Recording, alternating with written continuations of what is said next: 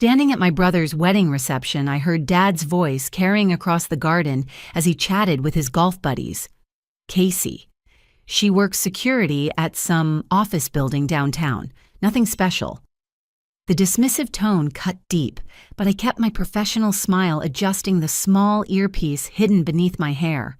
In 12 hours, his words would haunt him, because tomorrow morning every news channel in America would broadcast my face as the federal agent who just prevented the largest domestic terror attack in U.S. history.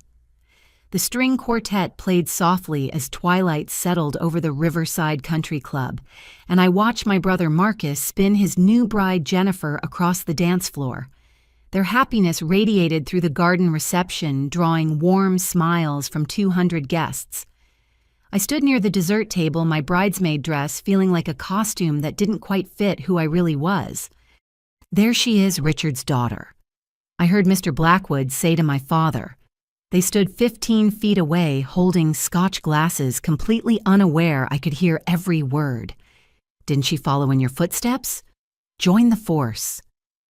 My father's laugh carried that particular note of disappointment I'd grown accustomed to over the years. No, that's Marcus, my son, the groom. He's an investment banker at Goldman Sachs, very successful. Casey, well, he gestured vaguely in my direction. She does security work. Checks badges at some office building downtown. Stratton Industries, I think. Ah, Mr. Blackwood responded with that polite tone people use when they're trying not to sound judgmental. Well, someone has to do those jobs right.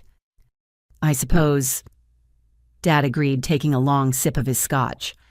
I tried to get her into the police academy properly, but she barely made it through and then quit after graduation. Said she wanted to explore other options. Now, look where she ended up. I turned away, pretending to study the wedding cake, while my fingers instinctively checked the concealed earpiece beneath my carefully styled hair. Richard Morrison retired. Chief of police had no idea his disappointment of a daughter had spent the last 2 years embedded in one of the most dangerous undercover operations in recent federal history. The earpiece crackled to life with Agent Martinez's voice barely audible. Phoenix, this is Control. Priority update when you're clear. I glanced around the reception. Marcus was posing for photos with Jennifer's family, his 1,000-watt smile perfectly positioned for the photographer. Our mother, Grace, chatted with her sister near the bar, occasionally shooting worried glances in my direction. She'd always sensed something wasn't right with my security job story, but never pressed. Making my way inside the country club, I found a quiet corner in the ladies' lounge and activated my secure phone. The screen immediately filled with urgent alerts from my team at the Department of Homeland Security. Martinez, I whispered. What's the situation? The timeline's changed, Phoenix. His voice was tense, more strained than I'd heard in our 2 years working together. Intelligence intercepted communications an hour ago. The cell is accelerating their plans. We're looking at 12 hours, not 30 days. My blood ran cold. For 2 years, I'd been Casey Morrison, underachieving security guard at Stratton Industries. In reality, I was Agent Phoenix, part of an elite task force investigating domestic terror threats against critical infrastructure. Stratton Industries managed power grid systems for 3 major metropolitan areas. If the terror cell succeeded, they could plunge 30 million Americans into darkness while simultaneously launching cyber attacks that would cripple financial systems across the country. Are you certain, Onder? I asked, already knowing the answer. Confirmed by 3 sources. They're mobilizing tonight. The attack happens at dawn. Through the window, I could see the reception continuing in full swing. My cousin Emma was catching the bouquet while everyone cheered. My father stood with his police buddies, probably sharing stories about his glory days on the force and lamenting how his daughter couldn't hack it. I'll need to leave the reception early, I said. Negative, Phoenix. Maintain cover for now. We're repositioning assets. Check your secure drops in 2 hours. And Casey. Martinez paused. This is it. Everything we've worked for comes down to the next 12 hours. I ended the call and stared at my reflection in the mirror. The bridesmaid dress, The careful makeup, the styled hair, all of it was just another cover. Beneath it was someone my family couldn't imagine, someone who'd graduated at the top of her federal training class, spoke 4 languages, and had prevented 2 terrorist incidents in the past year alone. But they'd never know any of that. Returning to the reception, I found myself cornered by Aunt Patricia, my mother's sister, who'd made a career out of other people's business. "Casey, darling." She cooed, her voice already thick with champagne. "Such a beautiful wedding. Maybe you'll be next. Though I suppose you'd need to meet someone first. It must be hard with your work schedule. Night shifts at a security desk don't leave much time for dating, do they?" "I manage," I replied evenly. "Well, you could try online dating. I know the job market is tough, but maybe if you went back to school, got a proper degree, Marcus could probably help you get an internship at his firm. You can't work security forever." I smiled, thinking of the 2 master's degrees I'd earned while undercover, the commendations locked in a safe at headquarters, the federal prosecutors who regularly sought my expertise on domestic terror cases. "I'll think about it, Aunt Patricia." She patted my arm condescendingly. "That's a good girl. You know your father worries about you. He mentioned you're still renting that tiny apartment downtown. At your age, you should be thinking about buying property, building a future." My phone vibrated, another update from my team. Surveillance had identified 3 more members of the cell. The attack was definitely moving forward. "Excuse me," I said. "I need to check something." I walked toward the parking lot, ostensibly to get something from my car, but really to review the intelligence updates. The terror cell we'd been tracking for 2 years was more sophisticated than we'd initially believed. They'd recruited insiders at multiple infrastructure points, planning coordinated strikes that would cascade into nationwide chaos. And at the center of it all was my supposed supervisor at Stratton Industries, a man named David Chen, who everyone believed was my boss in the security department. The twisted irony wasn't lost on me. While my father told everyone I was a failed cop working as a rent-a-cop, I was actually Chen's handler, feeding information to federal authorities about his connections to the terror network.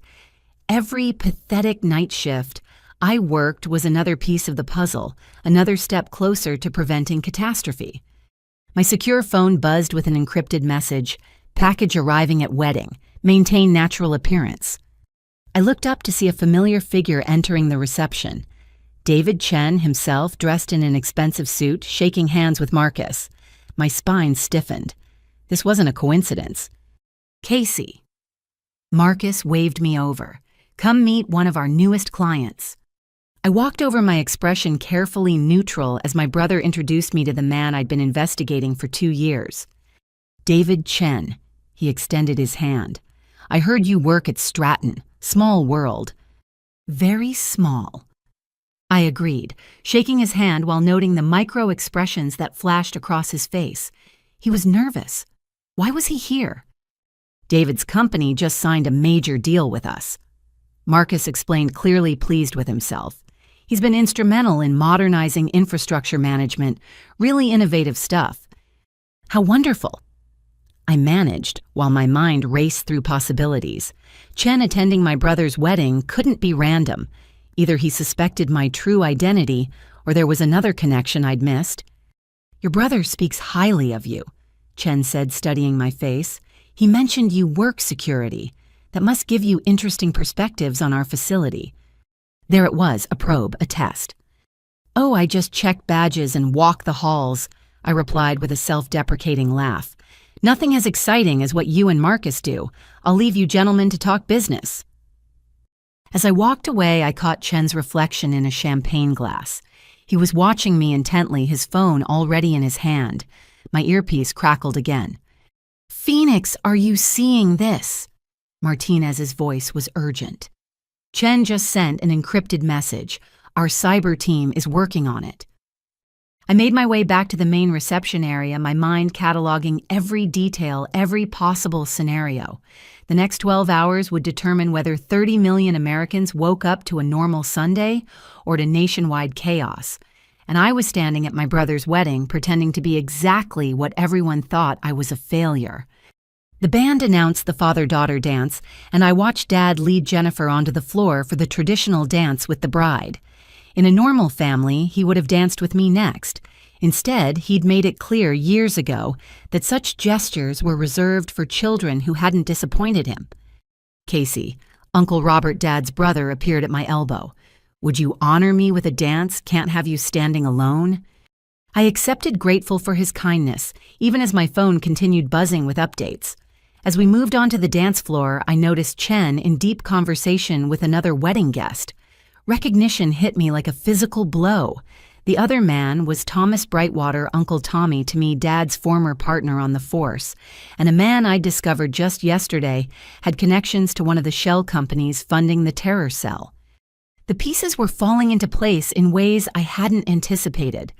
My brother's wedding wasn't just a family celebration. It was a convergence point for a conspiracy that reached deeper than anyone imagined. "You look beautiful tonight," Uncle Robert said kindly. "Don't let anyone tell you different." "Thank you," I murmured, but my attention was on Chen and Tommy, watching their body language the way they kept glancing around nervously. As the dance ended, my secure phone vibrated with an emergency pattern. I excused myself again, this time heading for the service corridor where I could check messages without interruption. The decrypted message from Chen made my blood freeze. "The bird is in the cage. Proceed to phase 2. I was the bird, they knew. No, I realized, checking the timestamp. The message was sent before he saw me. There was another meaning, another target. My fingers flew across the phone, sending coded warnings to my team while maintaining the appearance of checking social media. "There you are." My mother appeared in the corridor. "Honey, are you feeling all right? You keep disappearing." "Just needed some air," I said, slipping my phone away. "It's a beautiful wedding, Mom." She studied my face with that maternal intuition that had always unnerved me. "Casey, I know things haven't been easy. Your father, he doesn't mean to be so hard on you. He just had different hopes." "I know," I said softly, "but I'm exactly where I need to be." She hugged me then, and for a moment I let myself feel the warmth of maternal love, knowing that in hours everything would change. When the truth came out, would she understand why I'd lied for 2 years? Would any of them? "Promise me something," she whispered. "Whatever you're really doing, be careful." I pulled back, startled. She smiled sadly. "I'm your mother. I know when my daughter is more than she seems. I may not understand it, but I trust you." Before I could respond, the corridor door burst open. Aunt Patricia stumbled through, clearly well into her cups. "There you are, Casey. You're missing the bouquet toss. Though I suppose at your age, you're probably not interested in catching it. Have you thought more about what I said? Marcus knows people in HR at Goldman. Even a receptionist job would be better than security work." "I'll keep that in mind," I said, guiding her back toward the reception while my mother followed, shooting me one last meaningful look. The reception was reaching its peak. The cake had been cut, toasts had been made, and guests were dancing with abandon. I stood at my assigned table, watching my father hold court with his police buddies, their voices carrying over the music. "You know what the problem is today?" Dad was saying. "No one wants to do real police work anymore. They want the glory without the grind. Take my daughter, perfect example. Had all the advantages, good genes, proper training, and what does she do? Quits after 1 day on the job to play rent-a-cop." His audience nodded sympathetically while my hands clenched beneath the table. 1 day on the job. He still believed that lie I'd told to explain my sudden career change when the federal recruitment came through. My phone vibrated. Martinez again, cyber team cracked it. "Bird in the cage" refers to their inside source at Homeland. "We have a mole Phoenix. Trust no one except primary team. Maintain cover. Extract at 2300 hours for briefing." A mole. Someone in my own agency was feeding information to the terror cell. The stakes had just escalated beyond anything we'd prepared for. Chen appeared at my table, champagne glass in hand. "Miss Morrison enjoying the wedding?" "It's lovely," I replied carefully. "You know, I've been thinking, a smart woman like you stuck in security work. It must be frustrating, especially with your background. Your father mentioned you graduated from the police academy." Briefly, I said, maintaining my cover story. Still, that training could be valuable. My organization occasionally needs people with, shall we say, flexible ethics. People who understand that sometimes rules need to be bent for the greater good.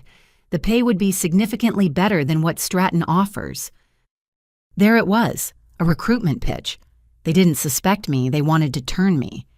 I don't know what you mean, I said, playing dumb. He smiled, reaching into his pocket to produce a business card. As he handed it to me, his sleeve pulled back, revealing a tattoo I recognized from intelligence briefings. The mark of the Sovereign Brotherhood, the domestic terror organization we'd been tracking. Think about it, he said. Your current position gives you access to certain areas. That access, combined with your training and obvious intelligence, could be very valuable to the right people. We could make it worth your while. Financial security, respect all the things that have eluded you. He walked away before I could respond, leaving me holding his card while my mind raced. This was an unexpected opportunity. If they wanted to recruit me, I could gather intelligence from inside their organization. But it would mean going even deeper, undercover, becoming someone who betrayed everything I'd sworn to protect. The band announced the last dance, and couples moved onto the floor. I stood alone watching my family celebrate while the weight of the next 12 hours pressed down on me. In the shadows of the country club garden, I could see tactical positions escape routes' potential threats. While everyone else saw a wedding, I saw a battlefield waiting to emerge. Casey. Marcus appeared beside me. Thanks for being here today. I know things with Dad are complicated, but it means a lot that you came. Of course, I said. You're my brother. He shifted uncomfortably. Listen, I'm sorry about Dad. The way he talks about you. It's not right. You're doing your best, and that security job, it's honest work. Not everyone can be like you, I finished gently. I was going to say lucky, he admitted. Success isn't just about talent. It's about opportunities, connections. If you ever need help, a reference or anything... Thanks, Marcus, but I'm good where I am. He looked skeptical, but didn't press. As he returned to his bride, I made my decision. In 3 hours, I'd slip away from this reception and step back into my real life. The terror cell thought they had 12 hours. They were wrong. We had less than 10. Uncle Robert had kindly offered to dance with me during the traditional father-daughter dance, since Dad was occupied with the bride. As we moved slowly to The Way You Look Tonight, I found myself transported back 8 years to another dance floor, another moment when everything changed. You're somewhere else, Uncle Robert observed gently, his police instinct still sharp despite retirement. Just remembering, I admitted letting him guide me through the steps while other fathers danced with their daughters around us. The memory was crystalline in its clarity. My police academy graduation day, the proudest moment of my life, until it became the catalyst for everything that followed. I'd worked twice as hard as anyone else in my class, determined to prove I belonged there. 24 weeks of grueling training, and I'd finished third in a class of 48. Your dad was tough on you that day, Uncle Robert said, somehow reading my thoughts. I told him he was wrong. I managed to smile, water under the bridge. But it wasn't not really. I could still hear Dad's voice at the reception afterward, loud enough for half the restaurant to hear, "Third place." I suppose that's something. Though between you and me, the physical standards for women are lower. She barely passed the firearms qualification. Probably wash out in 6 months when she realizes real police work isn't like the movies. My classmates had heard every word. My training officer, Lieutenant Sarah Walker, had witnessed my humiliation. The other graduates, with their proud families, had all seen Chief Morrison's daughter being dismissed as a diversity hire who'd squeaked by on lowered standards. The truth I'd scored highest in criminal law, second in defensive tactics, and my barely passing firearms qualification was actually in the top 10%. But Dad had seen what he wanted to see, a daughter who didn't measure up to his legacy. He was drunk, Uncle Robert said quietly, and wrong. Sarah Walker told me later you were one of the best recruits she'd trained. The song ended, and I squeezed his hand gratefully before stepping away. The reception swirled on around me, but my mind remained fixed on that night 8 years ago. After Dad's performance at the restaurant, I'd gone home to my tiny apartment and cried until I had no tears left. Then at 2 a.m, my phone had rung. Agent Morrison. The voice had been crisp professional. "This is Director Patricia Thornton, Federal Bureau of Investigation. I understand you had an interesting graduation today." "I think you have the wrong number," I'd said. "I'm Officer Morrison, not an agent." "Not yet," she'd replied. "But I've been following your career with interest. Your academy instructors speak highly of you. More importantly, your psychological profiles indicate unique qualifications for specialized work. I'd like to meet with you tomorrow, unofficially." That meeting in a nondescript coffee shop had changed everything. Director Thornton hadn't minced words. "We need someone with your specific background for a deep cover operation. Someone who can disappear into a role completely, who understands law enforcement but isn't tied to any specific department. Someone with a reason to distance themselves from their previous life." "You mean someone whose father just humiliated them in front of their entire graduating class?" I'd asked bitterly. "I mean someone with the strength to turn pain into purpose," she'd corrected. "This assignment would require absolute secrecy. 2 years minimum undercover. No contact with family beyond surface level. Your cover story would be that you quit the force after 1 day couldn't handle the pressure. Can you live with that?" Looking at my father now holding court with his cronies, I remembered my answer. When do I start? The next 6 months had been intensive training unlike anything the police academy had offered. Languages, advanced combat techniques, cybersecurity, psychological operations. I'd excelled at everything driven by a need to prove my worth to someone, even if that someone could never know. Casey. My cousin Emma appeared slightly unsteady in her heels. "Girl, you need to catch up. How many drinks have you had?" "Just one," I lied, holding up my untouched champagne flute. "Well, that explains why you look so serious. Come on, let's get you a real drink. Maybe you'll finally loosen up and tell us about your love life. There must be someone right. A security guard at your building? Maybe a nice janitor." The condescension dripped from every word, but I'd grown immune to it. While Emma and the rest of my family saw failure, my federal team saw one of their most valuable assets. In 2 years, undercover, I'd identified 17 members of a domestic terror cell, traced their funding sources to unexpected places, and prevented 2 smaller attacks without blowing my cover. My phone buzzed. Another update from Martinez. Tommy Brightwater just transferred $50,000 to a Cayman account linked to the Brotherhood. He's definitely involved.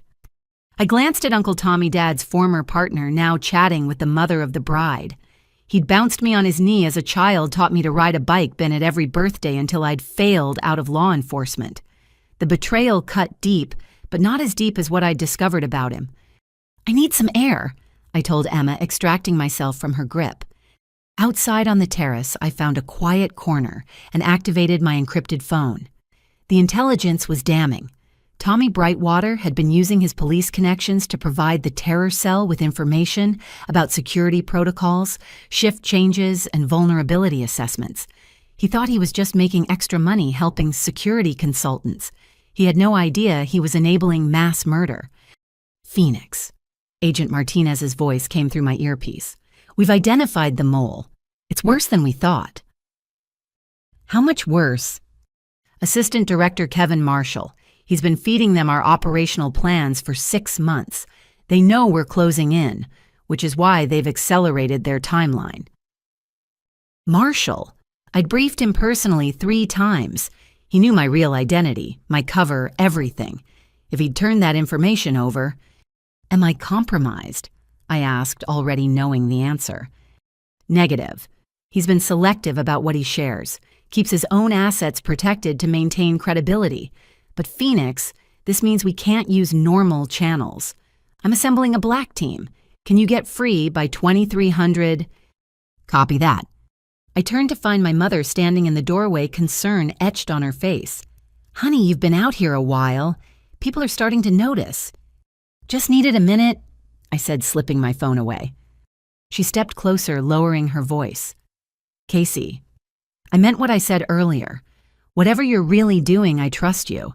But seeing you tonight, the way you keep checking your phone, the way you're watching everyone, you're not just a security guard, are you? The weight of 2 years of lies pressed down on me. One word of truth to my mother could unravel everything, could cost lives. But the need to tell someone, anyone, that I wasn't the failure they all believed me to be was almost overwhelming. Mom, No, she interrupted. Don't tell me, I don't need to know. Just promise me you'll be safe. I hugged her tightly, memorizing the feeling, knowing that after tonight everything would change. I promise. We returned to the reception together where the party was reaching its crescendo. Dad had moved on from disparaging me to telling stories about his glory days on the force. 30 years of service, he was saying. Commendations, medals, respect. That's what real commitment looks like.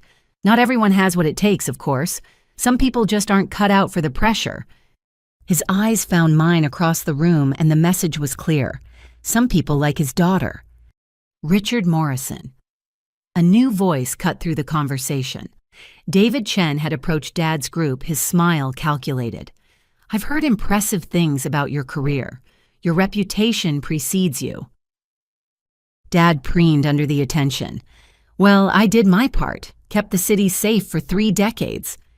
Indeed, and now your son carries on the family tradition of excellence, albeit in finance rather than law enforcement. Chen's eyes flicked to me. It must be gratifying to see one of your children achieve such success. The emphasis on one was subtle but unmistakable. Dad's jaw tightened slightly. Marcus has always been driven, Dad agreed. Takes after his old man.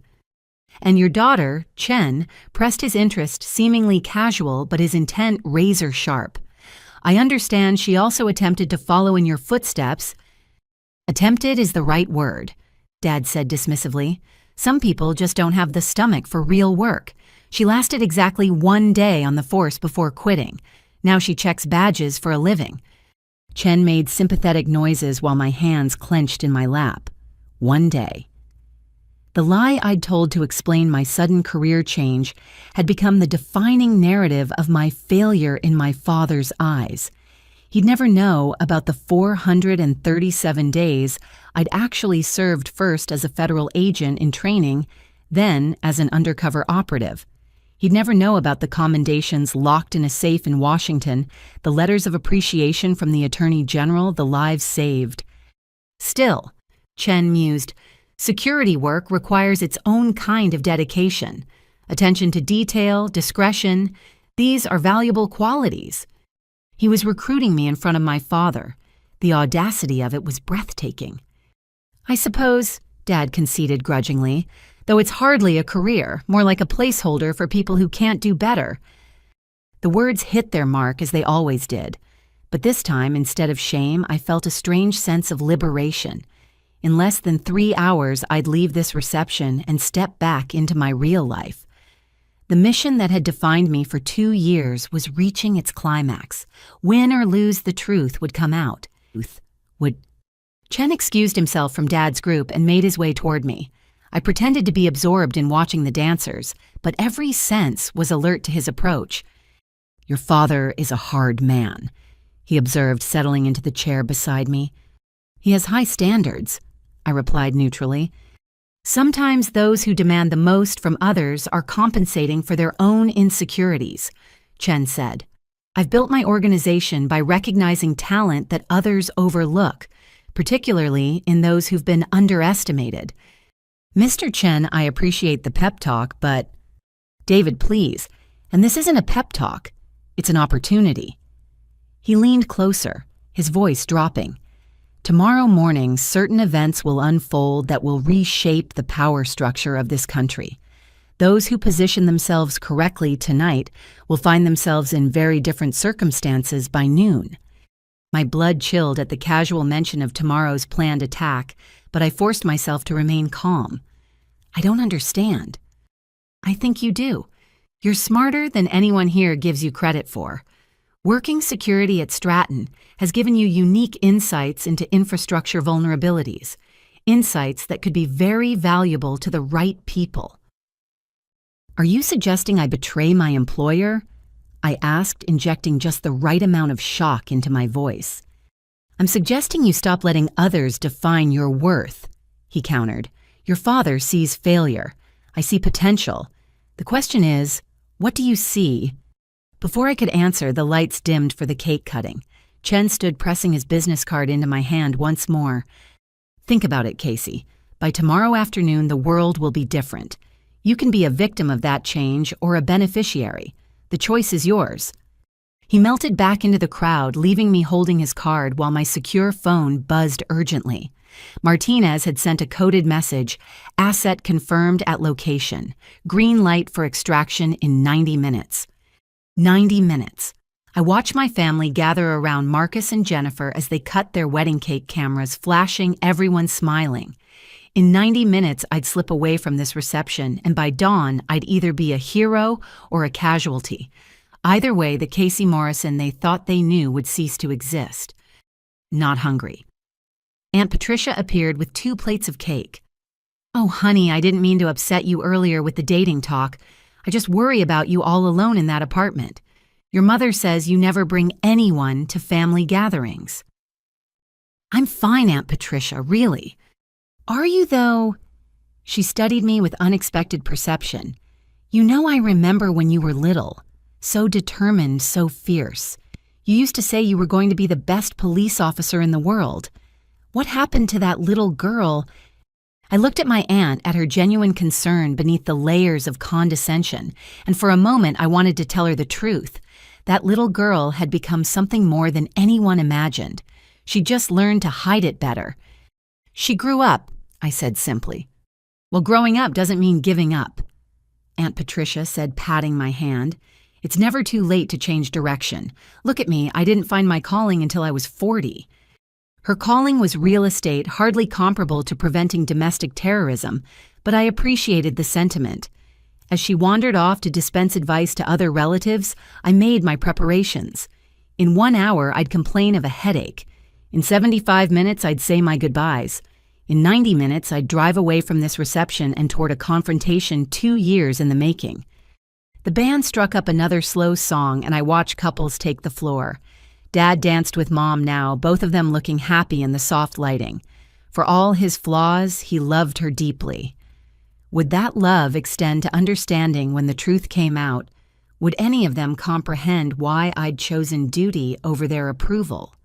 Penny, for your thoughts. Uncle Robert had returned this time with 2 glasses of scotch. You look like you could use this more than champagne. I accepted the glass gratefully, though I wouldn't drink it. Just thinking about choices. Ah. He settled beside me, his movement still carrying the careful awareness of a longtime cop. You know, your dad and I didn't speak for 5 years once. Really, this was news to me. Really? I made a choice he didn't agree with. Left the force to join the FBI. He saw it as betrayal, abandoning the brotherhood for the feds. Uncle Robert smiled ruefully. Took him years to understand I hadn't left law enforcement. I just found a different way to serve. My heart rate spiked, but I kept my voice steady. What made him come around? Results. When I helped take down the Torino crime family, suddenly, I wasn't a traitor anymore. I was his brother, who'd made good. He sipped his scotch thoughtfully. Sometimes, Casey, the people who love us can only see the choices we make through their own lens. It doesn't mean they don't love us. It just means they can't imagine any path but their own. And if they never come around, I asked quietly, then you live with the knowledge that you did what you believed was right. Not everyone gets to be understood. Some of us have to settle for being useful. He stood leaving his half-finished scotch on the table. Whatever you're wrestling with tonight, trust yourself. You've got good instincts even if your father can't see it. As he walked away, I wondered if he knew more than he let on. Uncle Robert had always been the most perceptive member of the family. Had he guessed at the truth beneath my cover story? My phone buzzed with a final update from Martinez. Chen just activated a sleeper. They're moving weapons into position. Extraction in 60 minutes is critical. I stood smoothing my bridesmaid dress and began making my rounds. This elaborate deception was almost over. Tomorrow the world would know about the terror plot and the agent who'd stopped it. But tonight I was still just Casey Morrison. Family disappointment walking through my brother's wedding with a smile that hid the weight of 30 million lives. The next hour would be the longest of my life. I slipped into the country club's marble bathroom, locking myself in the furthest stall before activating my secure video link. The small screen flickered to life, revealing the tense faces of my core team gathered in the operations center. Behind them, I could see the massive digital displays tracking terror cell movements across 5 cities. "Phoenix, thank God," Martinez said without preamble. "We've got a situation. The cell isn't just moving weapons. They're positioning cyber assets at all 5 target locations." Agent Liu from Cyber Division leaned into frame. "They're not just planning to cut power. They've got ransomware designed to lock down financial systems during the chaos. We're looking at potential economic collapse if they succeed." Timeline. I asked, keeping my voice low as someone entered the bathroom. 6 hours until they start uploading the malware. Physical attacks commence at dawn, approximately 7 hours from now. Director Thornton had joined the call, her expression grim. "Phoenix, your position at Stratton is critical. Can you maintain cover?" Through the stall door, I heard Aunt Patricia's voice. "Did you see Casey disappear again? That girl spends more time hiding than socializing." "Cover intact for now," I whispered. But Chen approached me. "He's trying to recruit me for the operation." "Jesus," Martinez swore. "They're getting desperate if they're recruiting at weddings." "Or confident," Liu countered. "They might think they're so close to success that it doesn't matter who knows." Director Thornton made a decision. "Phoenix, if Chen approaches you again, play along. We need intel on their final positions. How's your extraction window?" 45 minutes. But Director, there's something else. Tommy Brightwater is here. Dad's former partner. The financial transfers. We're aware. He's being monitored. Phoenix, listen carefully. The mole marshal has gone dark. We think he's preparing to run. Without him, we're blind to what the cell knows about our operations. You're our only reliable asset inside their sphere right now. The bathroom door opened again. My mother's voice called out, "Casey, honey, are you in here?" "I have to go," I whispered, maintaining cover. The screen went dark just as I flushed the toilet for appearance's sake. Stepping out of the stall, I found my mother waiting by the sinks, her expression worried. "There you are, sweetie, you keep disappearing. Are you feeling all right?" "Just wedding emotions," I lied, washing my hands while avoiding her penetrating gaze. She didn't look convinced. "Your father's about to give his toast. Whatever you think of him, please come listen. For Marcus."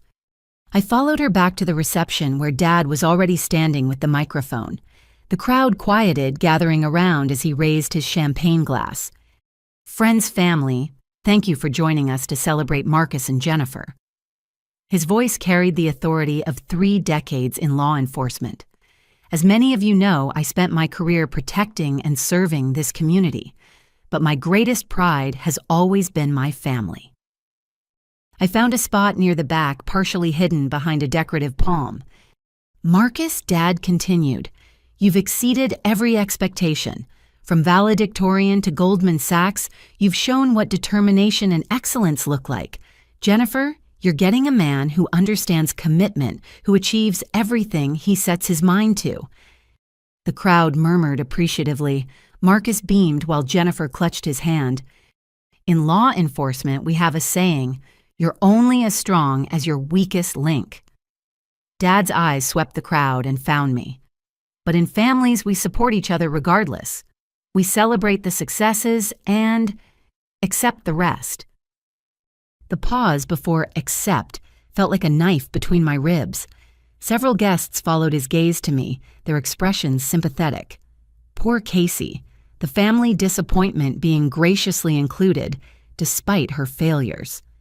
"So here's to Marcus and Jennifer." Dad raised his glass higher. May you build a life filled with achievement, prosperity, and children who make you proud every single day. The emphasis on every was subtle, but unmistakable. Glasses clinked around me while I stood frozen, my untouched champagne warm in my hand. "That was lovely, Richard," someone said, and the conversation resumed around me. I was about to escape to the terrace when Chen appeared at my elbow. "Interesting toast. Your father has a way with words." He was a police chief. Public speaking comes with the territory. "Indeed. Walk with me, Casey. I have a proposition that might interest you." I glanced around. The reception was in full swing, no one paying attention to us. My extraction window was down to 35 minutes, but this was an intelligence opportunity I couldn't pass up. We strolled toward the garden where string lights created pools of soft illumination between darker shadows.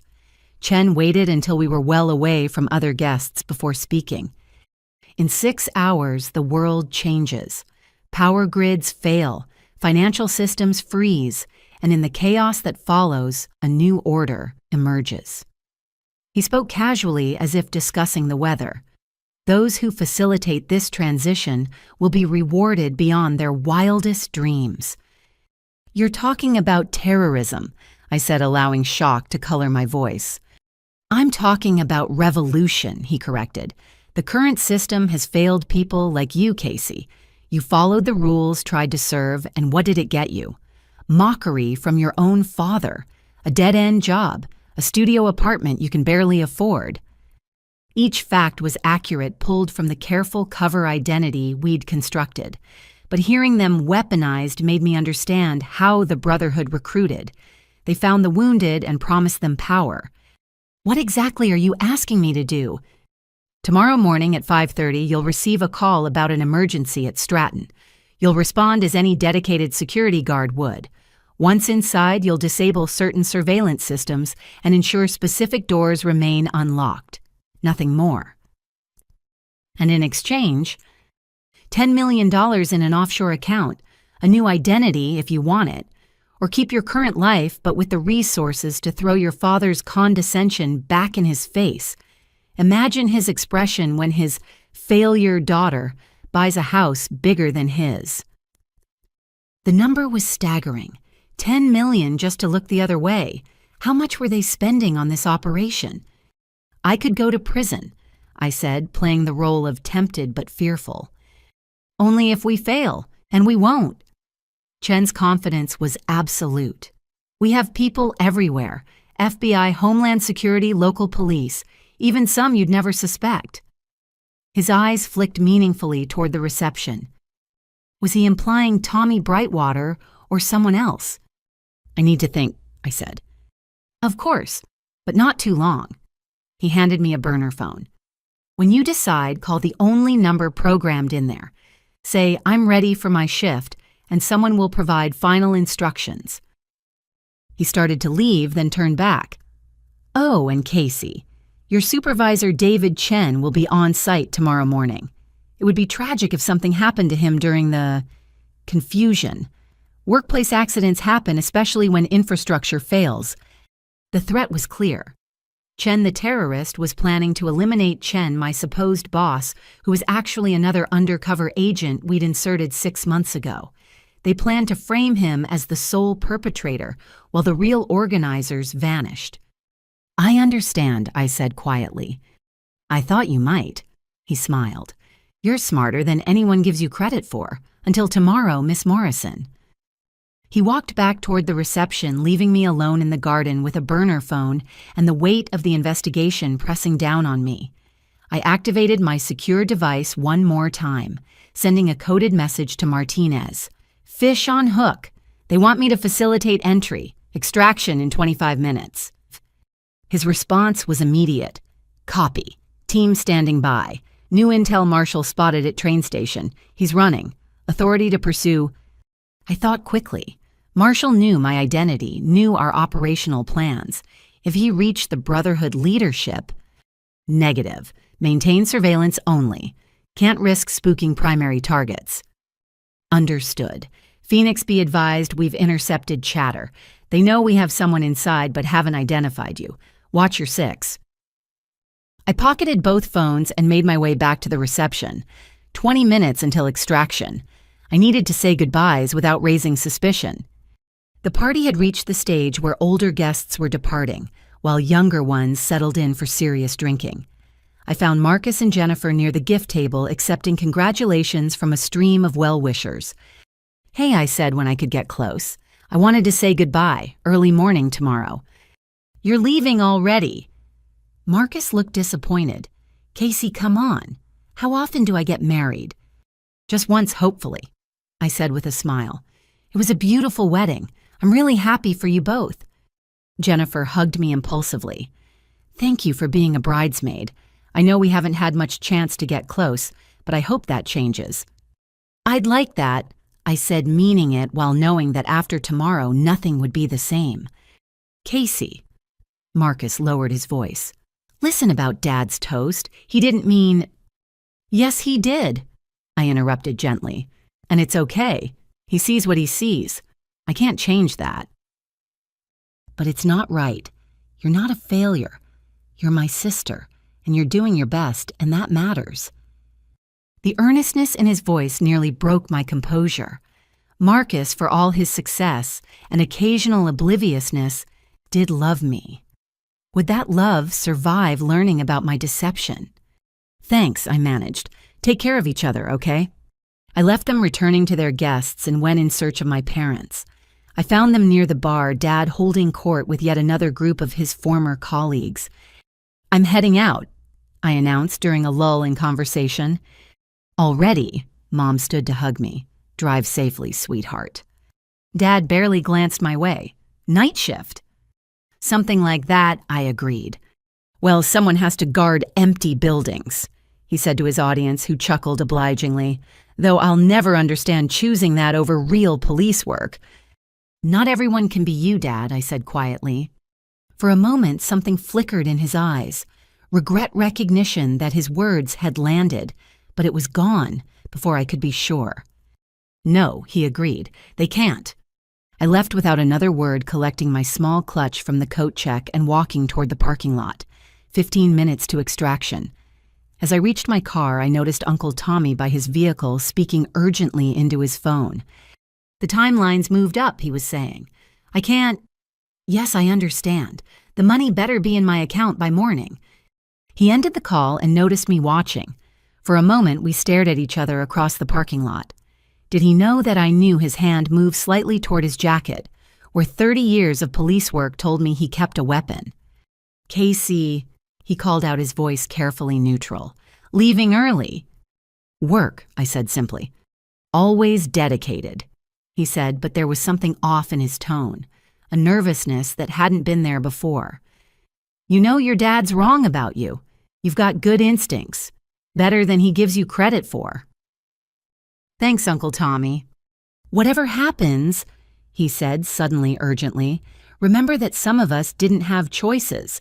Some of us got trapped by circumstances we never saw coming." Before I could respond, he got in his car and drove away, leaving me standing alone in the parking lot with the weight of his words. Was it a confession, a warning, a threat?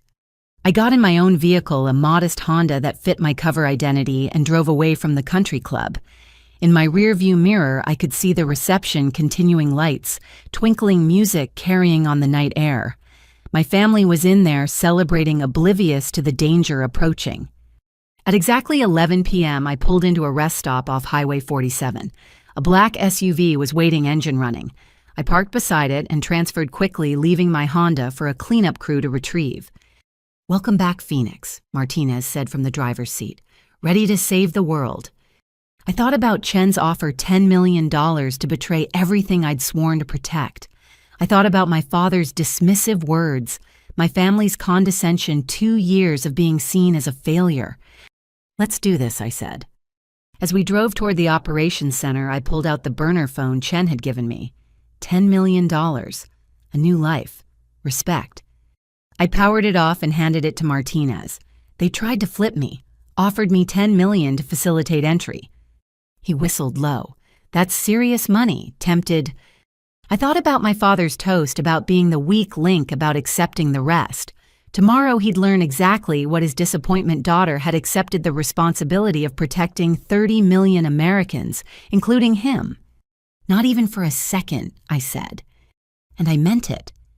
The country club's cocktail hour was reaching its peak when I noticed a familiar figure crossing the garden toward the main reception area.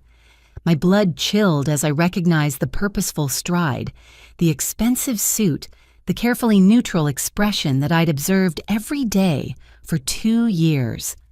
David Chen, or rather the man everyone at Stratton Industries believed was David Chen, had arrived at my brother's wedding. I forced myself to remain calm, sipping my lukewarm champagne, while my mind raced through possibilities. This wasn't coincidence. In 2 years of undercover work, I'd learned that coincidences in this business usually meant someone was about to die. Casey. Marcus waved enthusiastically from across the garden. Come here, I want you to meet someone. Every instinct screamed danger as I made my way through the crowd. Chen stood beside my brother, a champagne flute in hand, his expression professionally pleasant. But I caught the micro tells, the slight tension in his jaw, the way his eyes tracked exits and assessed threats. He was as nervous as I was. Casey, this is David Chen from Stratton Industries, Marcus announced proudly. David's company just signed a major infrastructure management deal with our firm. David, this is my sister Casey. I believe you two might have crossed paths. Miss Morrison. Chen extended his hand smoothly. What a pleasant surprise. I had no idea you were Marcus's sister. I shook his hand, noting the dampness of his palm. Mr. Chen. Yes, quite a coincidence. You two know each other. Marcus looked delighted. What are the odds? Astronomical. Chen agreed, his smile not reaching his eyes. Your sister works security at our main facility. Very dedicated employee. Never misses a shift. The emphasis on those last words was subtle but clear. He was reminding me of my cover, warning me to maintain it. But why? Casey's always been reliable, Marcus said, missing the undercurrents entirely. Even if Dad doesn't... Well, anyway, David, you were telling me about the expansion plans. As the two men talked business, I studied Chen carefully. The man I'd reported to for 2 years was actually Agent Michael Park, deep cover like me, but from a different agency. His assignment was to infiltrate the Brotherhood's financial network while I focused on operational intelligence. We'd maintained strict separation, never acknowledging our true roles, even in private. So why was he here at my family's event, clearly terrified? If you'll excuse us, Chen suddenly said to Marcus, I actually need to discuss a scheduling matter with Casey. Weekend shifts and all that. Do you mind? Of course not, Marcus laughed. Even at weddings, work never stops, right? Casey, try not to let him guilt you into extra hours. It's supposed to be your day off. Chen guided me toward a quieter corner of the garden, his hand barely touching my elbow, but the pressure urgent. Once we were out of earshot, his professional mask cracked. We need to talk, he said quietly. Not here. Too many eyes. The gazebo in 5 minutes. He walked away before I could respond, stopping to glad hand other wedding guests as if nothing was wrong. But I'd seen the fear in his eyes. Agent Michael Park, who'd spent 3 years infiltrating one of the most dangerous domestic terror organizations in the country, was terrified. I mingled for the required 5 minutes, deflecting Aunt Patricia's latest attempt to set me up with her dentist's son, before making my way to the decorative gazebo at the garden's edge. Chen was already there, hidden in shadows. They know, he said without preamble. Not about you, not yet, but about me. My cover's blown. How I kept my voice steady despite the spike of adrenaline. Marshall, the mole at Homeland, he didn't just have operational intelligence, he had personnel files. He sold them everything Phoenix. Real names, addresses, family connections. His laugh was bitter. Ironic, isn't it? I came to your brother's wedding as a legitimate client, and it's probably what got me killed. You're not dead yet, I said firmly. When did you find out? 2 hours ago. Intercepted a communication meant for my handler, except my handler's been dead for 3 days. They're cleaning house, eliminating everyone who might compromise tomorrow's operation. He met my eyes. They plan to frame me as the mastermind. Dead men make convenient scapegoats. We can extract you, my team. No. He shook his head. If I run now, they'll know their communication was intercepted. They'll abort the operation, go underground, and we'll lose them. 30 million people, Phoenix. I can't have that on my conscience. So what's your plan? I stay visible, play the role, make them think I'm still oblivious. But I needed someone to know in case. He pulled a micro SD card from his pocket. Everything I've gathered. Financial records, communication logs, the works. Get this to your handler. I palmed the card smoothly. Michael. Park. My real name's Michael Park. He smiled sadly. Figured if I'm going to die tonight, someone should know who I really was. You're not going to die, I insisted. We'll figure something out. Maybe. But if I don't make it, tell my daughter. Tell her I was trying to be one of the good guys. Before I could respond, voices approached the gazebo. Chen straightened his professional mask, sliding back into place as Tommy Brightwater appeared with two other wedding guests I didn't recognize. David, Tommy boomed with false joviality. There you are.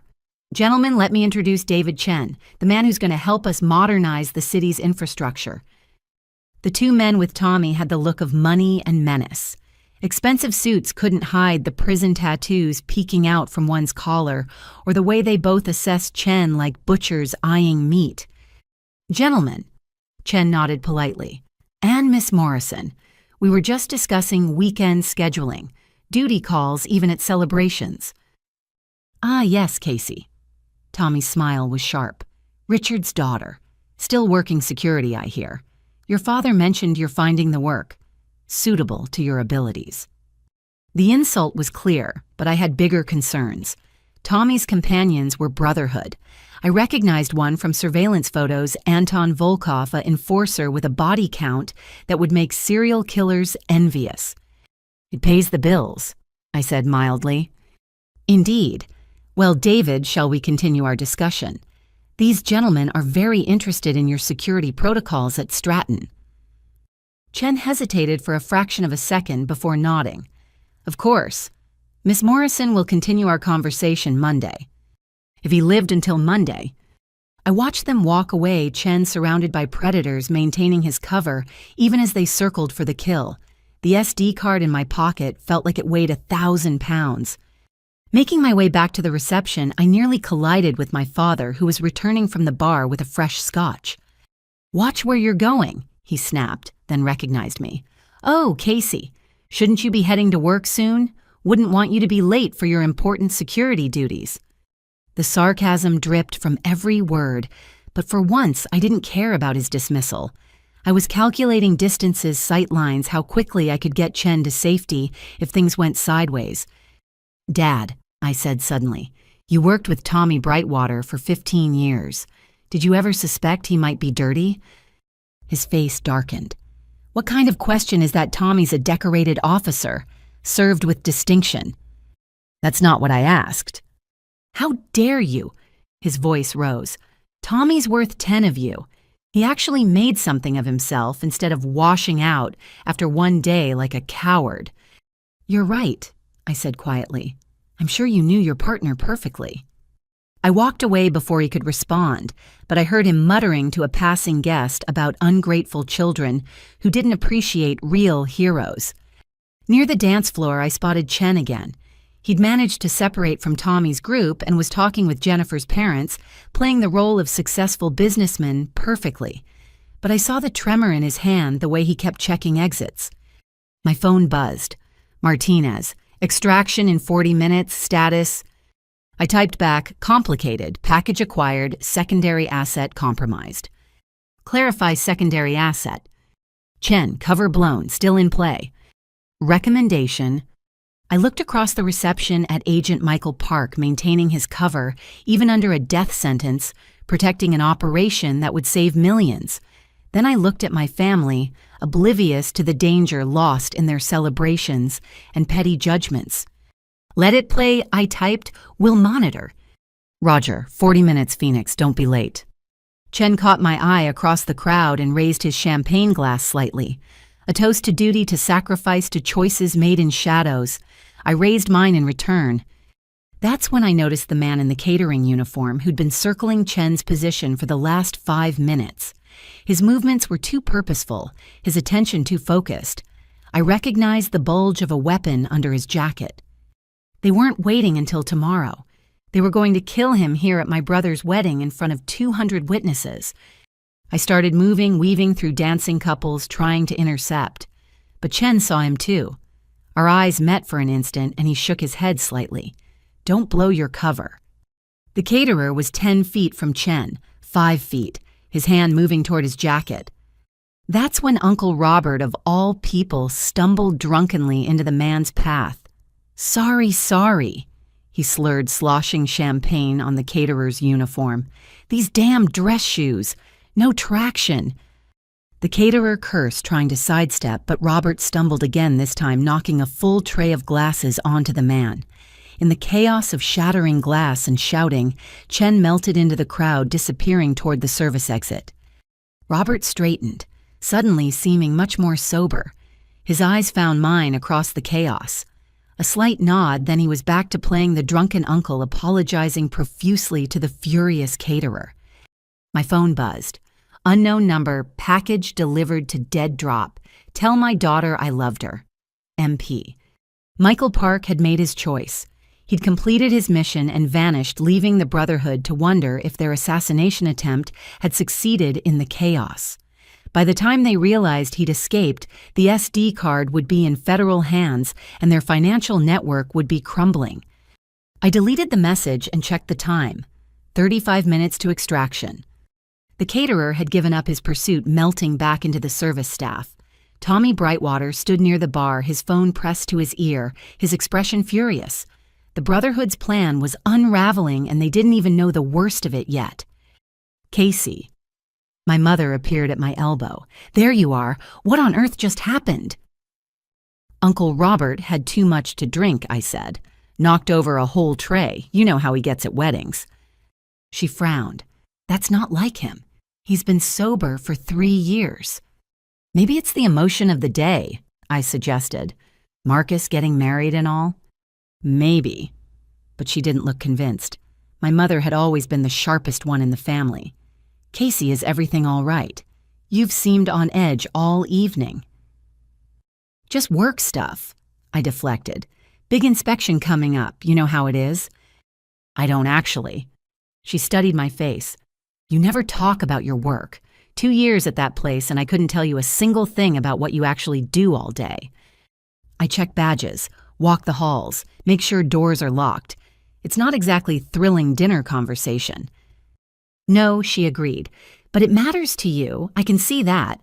Whatever you're really doing there, it matters. The perception in her voice nearly undid me. After tomorrow, she'd know the truth. They all would. But would understanding come with it? Thanks, Mom, I managed. Oh, sweetheart. She hugged me suddenly, fiercely. You know I love you right. No matter what your father says or thinks. You're my daughter, and I'm proud of you. Mom. No, let me say this. I don't know what's going on, but I know my daughter. The real one. Not the story everyone tells themselves. And that daughter, she's extraordinary. I held on to her tightly, memorizing the feeling, knowing everything was about to change. I love you too, Mom. She pulled back, wiping at her eyes. Now you better go say goodbye to your brother before you leave for work. And Casey. Whatever happens, remember you have people who love you, really love you, not the version they think you should be. As she walked away, I realized she knew. Maybe not the specifics, but she knew her daughter was more than she seemed. Mothers always know. I found Marcus and Jennifer cutting their cake, surrounded by photographers and well-wishers. The scene was perfect, like something from a magazine. Tomorrow, those same photographers would be capturing a very different story. 25 minutes to extraction. Time to go. But first, I had one more role to play. Chen's assistant had given me something before he vanished, something that would ensure the Brotherhood's plan failed, even if everything else went wrong. I just had to survive the next 12 hours to deliver it. The wedding reception had reached that golden hour when the older guests nursed their drinks and shared stories, while the younger crowd dominated the dance floor. I stood near the French doors leading to the terrace, counting down the minutes until my extraction, while keeping watch for any more Brotherhood operatives who might have infiltrated the catering staff.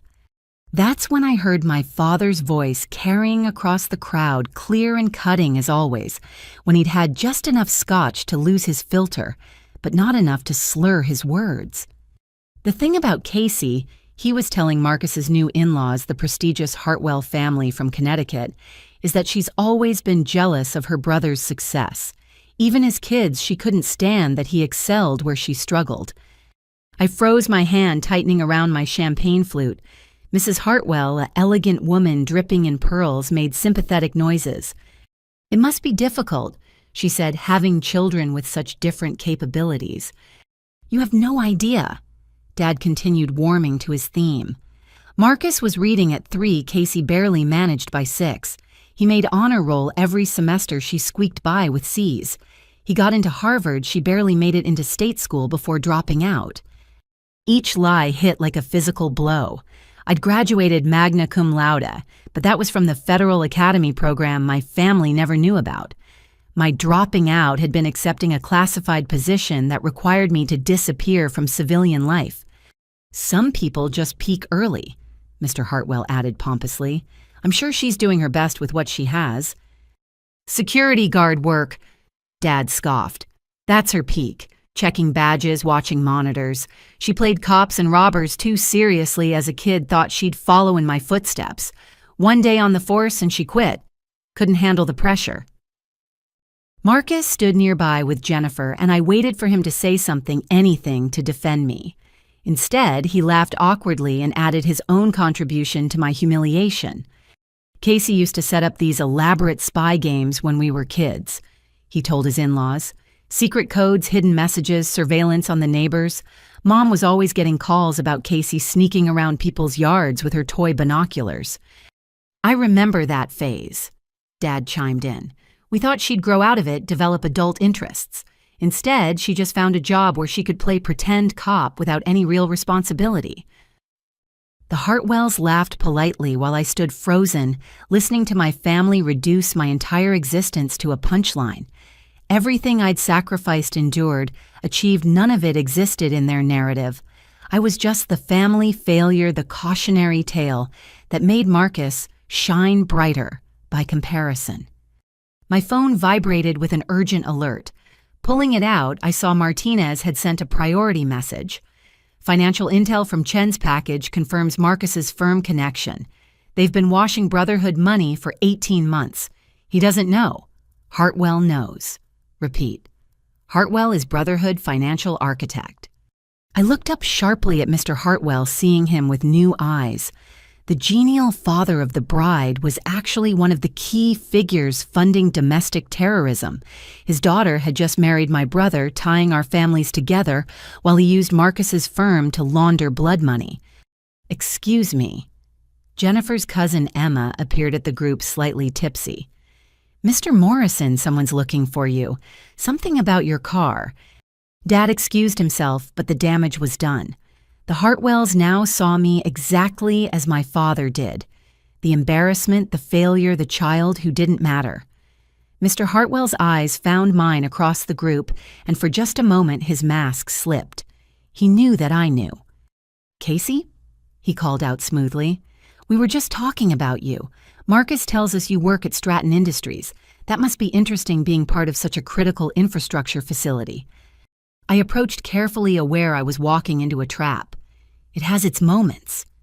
"I imagine security work there requires quite a bit of trust," he continued. "Access to sensitive areas, knowledge of vulnerabilities. The wrong person in such a position could cause tremendous damage." "Good thing I'm just a badge checker," I said mildly. "No access to anything important." "No, of course not." He smiled, but his eyes were cold.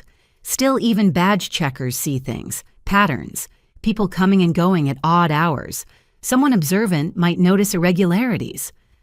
He was probing, trying to determine if I was just what I seemed or something more.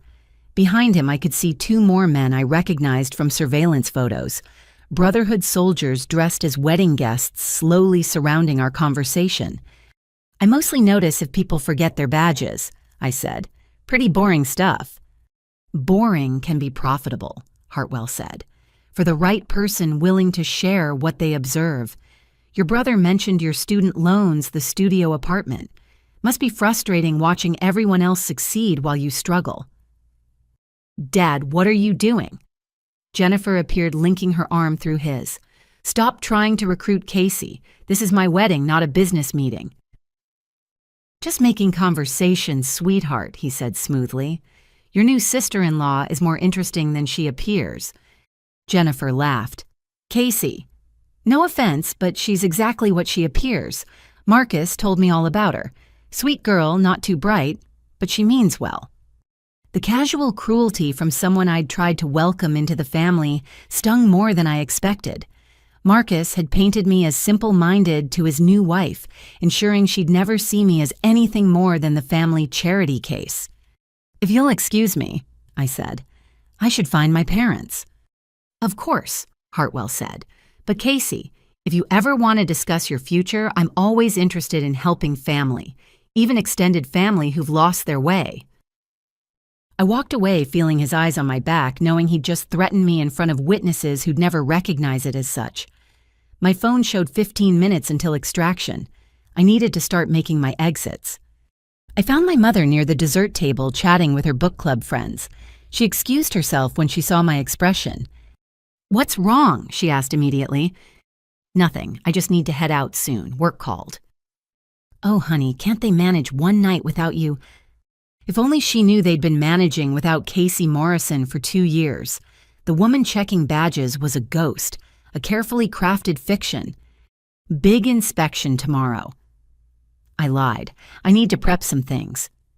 She hugged me tightly. "Drive safe. Text me when you get home." "I will," I promised, knowing I wouldn't. By the time she woke up tomorrow, her daughter would be all over the news. I looked for Marcus to say goodbye, but found him in the middle of another story about our childhood this time, regaling his groomsmen with the tale of how I'd tried to fingerprint the mailman because I was convinced he was a Russian spy. "She actually made a case file," he laughed, "with photos and everything. Poor Mr. Henderson thought we had the world's weirdest kid." His friends roared with laughter while I stood in the shadows, remembering the truth he'd twisted. Mr. Henderson had been arrested 2 years later for mail theft and identity fraud. My 8-year-old instincts had been dead on, but in Marcus's version, I was just a weird kid playing games. I turned to leave without saying goodbye, but nearly collided with Tommy Brightwater. My father's former partner stood too close, whiskey heavy on his breath. "Leaving so soon?" he asked, his hand catching my elbow. "Work," I said, trying to step around him. "Always dedicated, Casey." His grip tightened.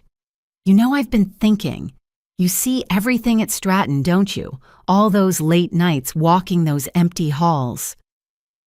"I should go." I tried to pull away, but he held firm. "Your daddy never appreciated what you could have been," he said, his voice dropping. "Smart girl like you wasted on badge checking.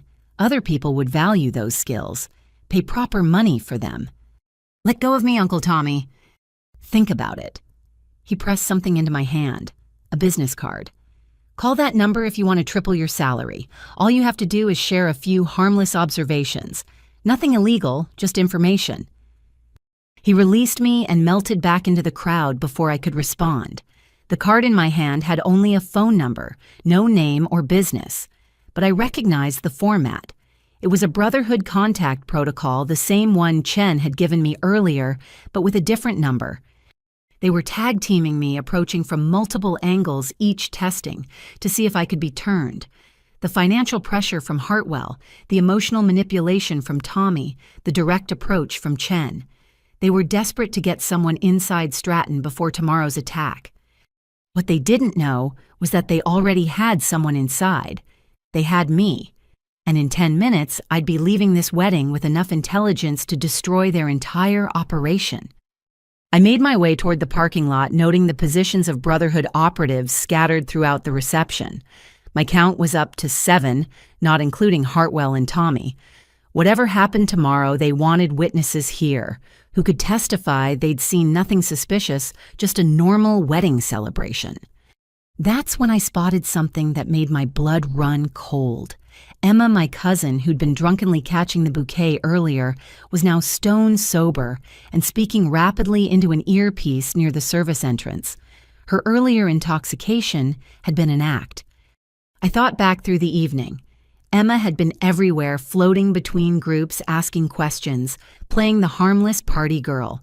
She'd had access to every conversation, every private moment. If she was Brotherhood... My phone buzzed. Martinez, abort extraction. Emma Morrison flagged as hostile asset. They know Phoenix is at wedding. Do not return to vehicle. Alternative extraction in progress. I stopped walking, my mind racing. Emma was my cousin. We'd grown up together, shared holidays, family vacations. How long had she been turned? What had she told them? A hand fell on my shoulder. Uncle Robert stood behind me, no trace of his earlier drunkenness. "Walk with me," he said quietly. "Now." I had no choice but to comply. He guided me away from the parking lot toward the service area of the country club. "I know what you are," he said conversationally. "Have known for about a year. The way you move, the way you watch people. You're not security, Casey. You're a hunter." "Uncle Robert." "Shut up and listen. Emma's been feeding them information for 6 months. Money troubles, bad divorce, they found her weakness and exploited it. She thinks she's just selling gossip about family members. Doesn't know she's helping terrorists." We reached a service door. He produced a key card and swiped us through. "How do you—" "Because I'm not really retired," he said. "FBI Counterterrorism Division. Have been since I left the force. Your dad never forgave me for going federal, but that's beside the point. Your extraction's been compromised. Emma told them about your car, your patterns. They're waiting." He led me through a service corridor to a loading dock where a catering van waited, engine running. "Martinez is 3 blocks north," Robert continued. "This van will get you there. And Casey, after tomorrow when the truth comes out, your father's going to have to face what he's been blind to. Be patient with him. It's hard for a man to realize he's been wrong about everything. Does he know about you?" Robert smiled sadly. "No more than he knows about you. We're both ghosts in this family playing roles that keep them safe. Get going. You've got work to do." I climbed into the van, looking back at the uncle I'd never really known. "Thank you." "Don't thank me yet. Emma's not the only family member who's been compromised. Watch your 6 Phoenix. The Brotherhood has roots in places you haven't imagined." The van pulled away, leaving me with more questions than answers. As we drove through the night toward extraction, I thought about my family back at the reception. Dad telling stories about my failures. Marcus painting me as a joke. Jennifer dismissing me as simple. Emma betraying us all for money. In 12 hours, they'd all know the truth. But would it change anything? Or would I still be the disappointment, just one who'd lied to them for 2 years? My phone buzzed one last time. A message from an unknown number, but I recognized the code. Michael Park had made it to safety. "Tell my daughter I was one of the good guys," the message read. "And tell yours the same." I deleted the message and closed my eyes, letting the van carry me toward whatever came next. The wedding was over. The real celebration would come at dawn if we survived it. Family emergency. I told the coat check girl, grabbing my wrap with hands that barely trembled. "Food poisoning, several guests, very unfortunate." She nodded sympathetically while I typed a quick message to Marcus. "Not feeling well. Think it was the shrimp. Give Jennifer my love. Sorry to leave early." My phone immediately lit up with responses I didn't have time to read. 10 minutes until extraction, and thanks to Uncle Robert's warning, I knew my original exit route was compromised. Emma had probably already reported my departure patterns to her handlers. I slipped out through the service entrance Robert had shown me, avoiding the main parking lot where Brotherhood operatives would be waiting. My modest Honda sat there like bait in a trap, probably already rigged with a tracker or worse. Instead, I made my way to the overflow lot where staff vehicles were parked. A catering van had keys tucked above the visor standard practice for events where multiple drivers might need access. I'd noticed it during my security assessment when I'd arrived, a habit that never switched off even at family gatherings. The engine turned over smoothly, and I pulled out slowly, just another service vehicle, leaving after a long event. In my rearview mirror, I caught a glimpse of two men converging on my Honda, their body language aggressive when they found it empty. Phoenix, departing via alternative route. I spoke into my secure phone once I'd cleared the country club grounds. Primary vehicle compromised, en route to rally point. Copy Phoenix. Martinez's voice crackled through. Team is standing by. Be advised, local law enforcement reported suspicious activity near your apartment. Do not return home. Home. A studio apartment carefully decorated to seem lived in, but containing nothing of real value. Everything that mattered was in a safe house the Brotherhood didn't know about. Still, the violation stung. They'd been watching me closer than we'd realized. I drove carefully, taking a circuitous route to ensure I wasn't followed. The bridesmaid dress was impractical for what came next, but I'd planned for that. 3 blocks from the rally point, I pulled into an all-night gym where I maintained a membership specifically for moments like this. The locker I'd rented 2 years ago contained everything I needed: tactical pants, a black moisture-wicking shirt, boots, and a jacket with concealed armor panels. I changed quickly, stuffing the bridesmaid dress into a trash bag. The woman who emerged from the locker room looked nothing like the one who'd entered. My reflection in the mirror showed someone my family had never met. Hair pulled back in a severe bun face, clean of makeup, eyes hard with purpose. This was Phoenix, not Casey Morrison. This was who I'd been for 2 years while playing the role of family disappointment. The rally point was an abandoned warehouse in the industrial district, the kind of place that looked deserted but hummed with hidden activity. I parked the stolen van 2 blocks away and approached on foot, following protocols drilled into me during training. Phoenix, approaching from the south, I announced through my earpiece. Visual confirmed, came the response. Clear to enter. The moment I stepped through the camouflaged entrance, the transformation was complete. No more wedding reception, no more family dynamics. This was my real world where competence was recognized and the stakes were measured in lives. The command center had been established in record time. Banks of monitors showed real-time surveillance of 5 target cities. Analysts hunched over keyboards tracking Brotherhood communications. Field teams checked weapons and reviewed tactical plans. Phoenix Martinez appeared already in full tactical gear. Thank God, Chen's intel is gold. We've identified their entire financial network. He handed me a tablet showing fund transfers, shell companies, and a web of connections that made my stomach drop. There was Marcus's firm unwittingly processing millions in terrorist funds. And at the center, like a spider in a web, sat Jonathan Hartwell. My brother's father-in-law, I said quietly. Your family hit the lottery of bad connections. Martinez agreed. But that's tomorrow's problem. Tonight we stop an attack. Briefing room, 5 minutes. I made my way through the controlled chaos, exchanging nods with team members I'd worked with for 2 years. Here I wasn't the failed daughter or the security guard. I was Agent Phoenix, tactical team leader, with a reputation for precision under pressure. The briefing room was packed with 50 agents representing multiple agencies. Director Thornton stood at the front, her expression grave as satellite images filled the screen behind her. Ladies and gentlemen, we are 7 hours from the largest coordinated domestic terror attack in our nation's history. Her voice carried absolute authority. 5 cities, 30 million Americans at risk. If we fail tonight, the economic and human cost will be catastrophic. She clicked through images of power stations, financial centers, water treatment facilities, each one marked with red indicators showing Brotherhood positions. The enemy has spent 2 years positioning assets. They have inside help at every target location. They expect to upload ransomware at 0500 hours, followed by physical destruction of infrastructure at 0600. They plan to blame foreign actors spurring military retaliation while they profit from the chaos.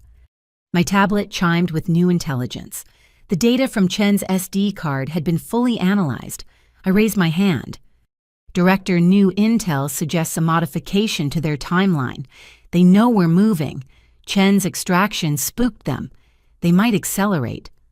How reliable? Source was inside their financial division for 3 years. Died getting us this intelligence. I didn't mention it was at my brother's wedding. I'd stake my life on it. Thornton nodded. Then we accelerate too. Original timeline had us moving at 0400. We go at 0300 instead. 1 hour to final prep.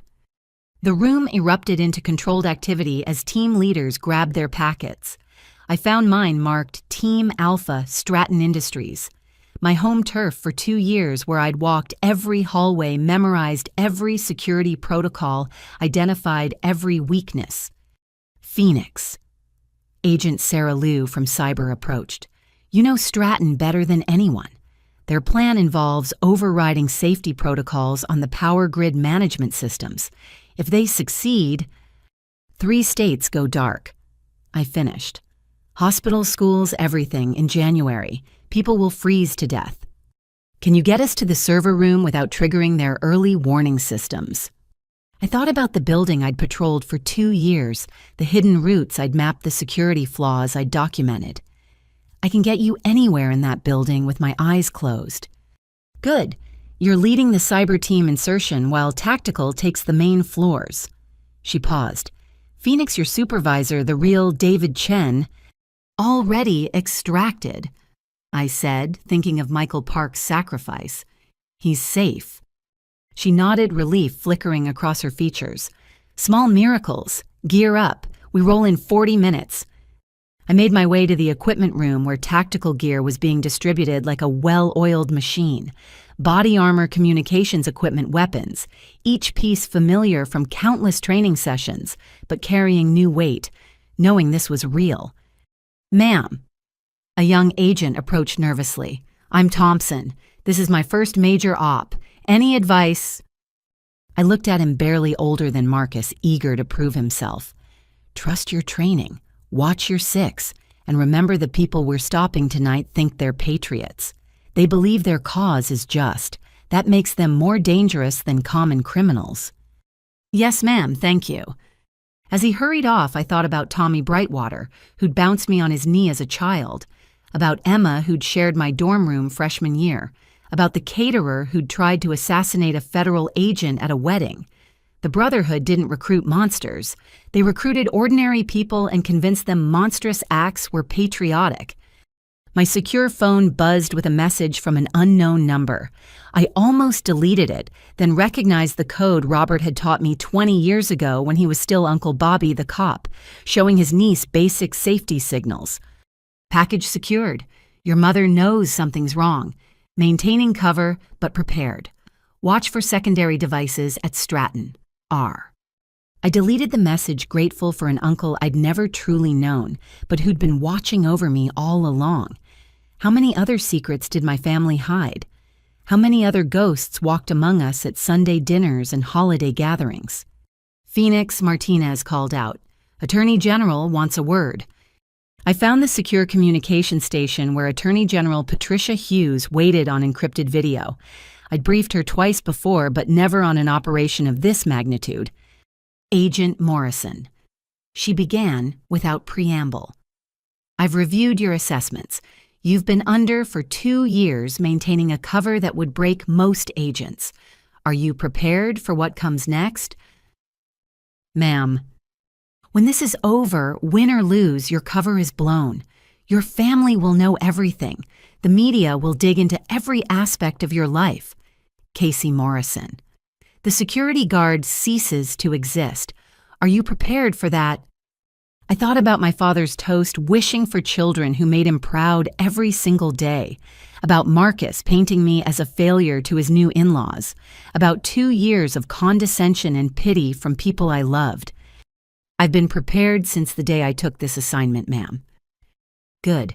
Because what you've built, the intelligence you've gathered, it's the only reason we have a chance tonight. Whatever happens, know that your country is grateful. The connection ended, leaving me with the weight of her words. Gratitude from your country was cold comfort when your family saw you as a disappointment, but it was what I'd chosen. Duty over recognition. Service over understanding. 30 minutes, someone called out. Final equipment check. I returned to my gear, methodically checking each piece. Sig Sauer P320 in a tactical holster, extra magazines, flex cuffs, tactical knife, communications equipment with encrypted channels, everything I'd need to lead a team into danger. Around me, 49 other agents made similar preparations. Some prayed quietly. Others reviewed building schematics one more time. A few made what might be final phone calls to loved ones. I thought about calling my mother, hearing her voice one more time before everything changed. But what would I say? Hi, Mom, I'm about to lead an assault team against domestic terrorists, including your nephew and Dad's best friend. Instead, I pulled up a photo on my phone. Last Christmas, the whole family gathered around the tree. Dad in his usual chair, Mom beside him, Marcus and I flanking them, Emma in the background already counting brotherhood money, Tommy raising a glass already selling out his oath, and me smiling blandly, playing the role of failed daughter, while secretly carrying the weight of national security. It's time, Martinez announced. I deleted the photo and stood feeling the armor settle around me like a second skin. Around the room, my colleagues did the same, 50 federal agents preparing to prevent catastrophe, while the rest of the country slept peacefully.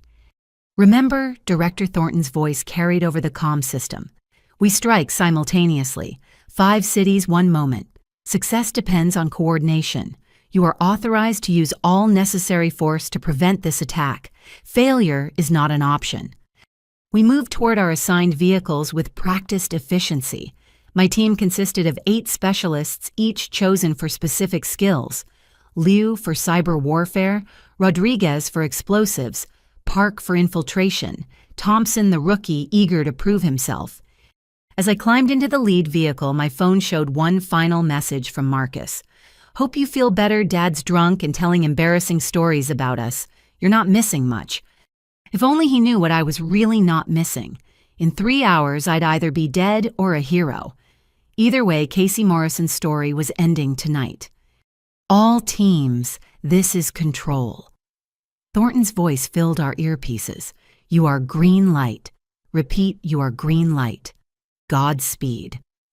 The convoy rolled out into the night, heading toward 5 different targets in 5 different cities. Behind us, the warehouse returned to its disguise of abandonment. Ahead waited the Brotherhood's army, believing they were about to reshape America. They had no idea Phoenix was coming home to roost. The convoy moved through the empty streets like shadows, our vehicles running dark, with only minimal lights. Inside our tactical van, my team reviewed the Stratton Industries blueprints one final time. 2 years of walking those halls had given me insights no blueprint could provide, details that might mean the difference between success and catastrophe. Maintenance shaft on the northeast corner, I pointed out. Security cameras have a 12-second blind spot during their rotation pattern. That's our entry point for the cyber team. Liu nodded, her fingers flying across her tactical tablet. Once we're in the server room, I need 15 minutes to identify and neutralize their ransomware, 20 if they've installed redundancies. You'll have it, I promised. Through my earpiece, I could hear similar conversations from the other 4 teams converging on their targets. In Philadelphia, Team Bravo was approaching a water treatment facility. In Chicago, Team Charlie targeted a financial processing center.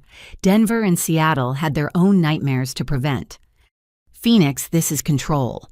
Director Thornton's voice cut through. Be advised, NSA intercepted Brotherhood chatter. They know something's happening, but not what. Expect enhanced security. Copy that, Control. I switched to my team channel. All right, people, they're nervous, but not alerted. That works in our favor. Nervous people make mistakes. Rodriguez, my explosives expert, raised a concern. If they've wired the building... They have, I confirmed. My investigation identified 3 likely points, but they won't detonate unless they're certain they've been compromised. The Brotherhood wants to frame this as foreign terrorism. Remember, a building that explodes while their people are inside doesn't fit that narrative. Unless they're planning to die as martyrs, Thompson suggested quietly. The van fell silent. It was a possibility we'd all considered but not voiced. True believers didn't always follow logical patterns. Then we don't give them time to make that choice, I said firmly. We hit fast, hard, and decisive. By the time they realize what's happening, it'll be over. My phone buzzed with an encrypted message from Martinez, leading Team Delta to the Seattle target. Surveillance shows normal patterns at all locations. Either they're very good or very oblivious. I thought about David Chen, the financial architect who'd attended my brother's wedding just hours ago, confident in his plans. About Tommy Brightwater, who'd tried to recruit me between champagne toasts. They weren't oblivious. They were arrogant, convinced their inside information and careful planning made them untouchable.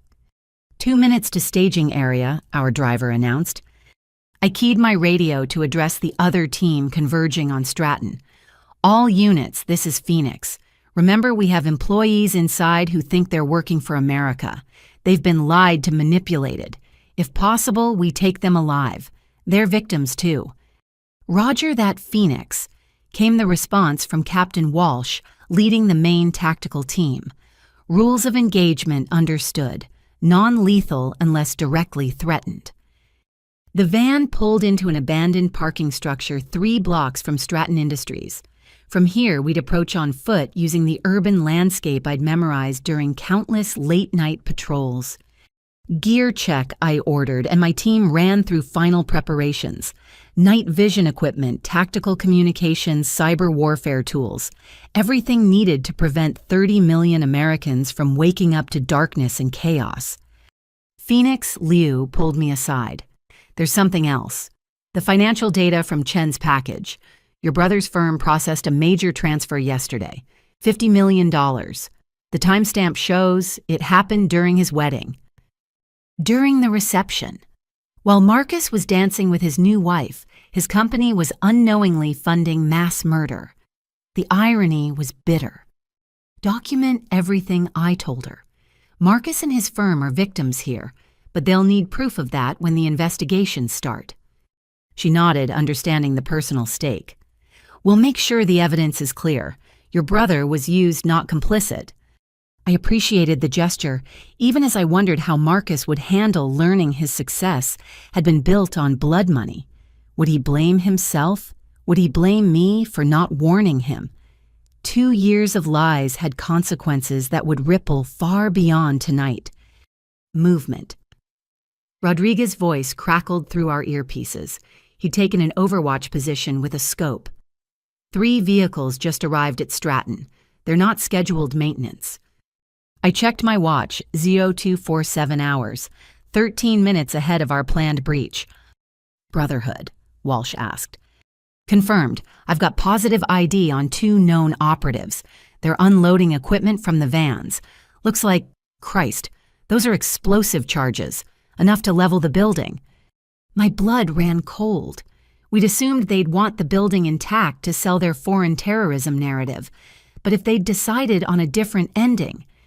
They're accelerating because Chen disappeared, I realized aloud. They think he flipped, so they're destroying evidence. If they blow Stratton...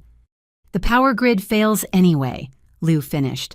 Manual destruction instead of cyber attack, but same result. Maybe worse.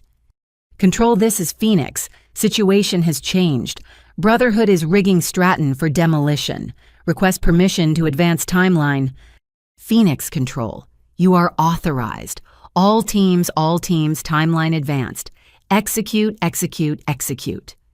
The calm professionalism in Thornton's voice belied the chaos this caused. Across 5 cities, federal agents were scrambling to adjust their plans. But this was why we trained for contingencies, why we prepared for the unexpected.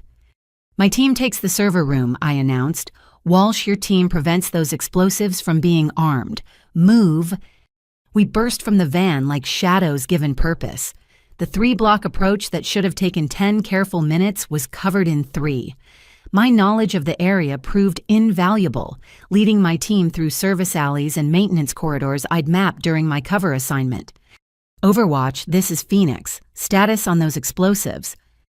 They've placed 2 devices working on a third, northeast corner and primary support columns. Professional job. These aren't amateurs. No, they weren't. The Brotherhood had recruited former military discharged cops, disillusioned veterans, people with skills and grievances convinced that destroying America was the only way to save it. We reached the maintenance access I'd identified. As predicted, the security camera was mid-rotation, giving us our window. I quickly entered the code I'd memorized, blessing the laziness of Stratton's security chief, who hadn't changed it in 18 months. "We're in," I whispered. "Lou Thompson Park with me to the servers. Rodriguez help Walsh's team with those explosives. Everyone else secure our exit route." The maintenance shaft was cramped and dark, but I'd crawled through it dozens of times during my reconnaissance. What looked like routine security checks had really been preparation for tonight. Every vent memorized, every access point cataloged. "Phoenix, Walsh. We're in position, but shit. They've got the main lobby. Count 12 hostiles all armed. They're not here to plant bombs and leave. They're making a stand." A firefight would alert every Brotherhood cell in the city. Our simultaneous strikes depended on surprise. If one location raised an alarm, "Can you infiltrate without engagement?" I asked while continuing to crawl toward the server room. "Negative. They've established overlapping fields of fire. Military precision. Wait, holy hell. Phoenix, I've got eyes on the lobby monitors. They've taken hostages. Night shift maintenance crew, 6 civilians." My heart sank. Hostages changed everything. We couldn't use gas, couldn't risk crossfire. The Brotherhood had adapted their plan brilliantly, using innocent lives as shields. "Control Phoenix. We have a hostage situation at Stratton. 6 civilians. Request crisis negotiation team." "Negative, Phoenix. No time. Other sites are breaching now. You're on your own." On our own. 6 innocent people whose only crime was working the night shift to feed their families. People I'd probably passed in the halls, shared elevator rides with, nodded to during my patrols. Now their lives depended on decisions I made in the next few minutes. "Lou," I said quietly. "Change of plans. Can you trigger a localized power failure? Just the lobby." I'd need access to the building's power management system, not just the servers. "I know where that is. Thompson, you're with Lou to the servers. Park, you're with me." We reached a junction in the maintenance system. I pointed Lou and Thompson toward the server room, then led Park in the opposite direction. The power management system was in the basement, protected by security I'd tested dozens of times while building my mental map of vulnerabilities. "Phoenix, we're running out of time," Walsh reported. "They're almost finished with the explosives. And, wait, I recognize one of the hostiles. It's Brightwater. Tommy Brightwater is leading the lobby team.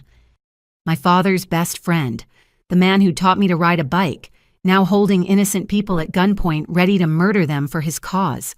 The betrayal cut deep, but I pushed emotion aside. There'd be time for that later, if we survived."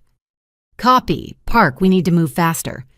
We dropped from the maintenance shaft into a utility corridor. 2 years of memorizing guard rotations told me we had 90 seconds before the next patrol. But when we rounded the corner, those patterns meant nothing.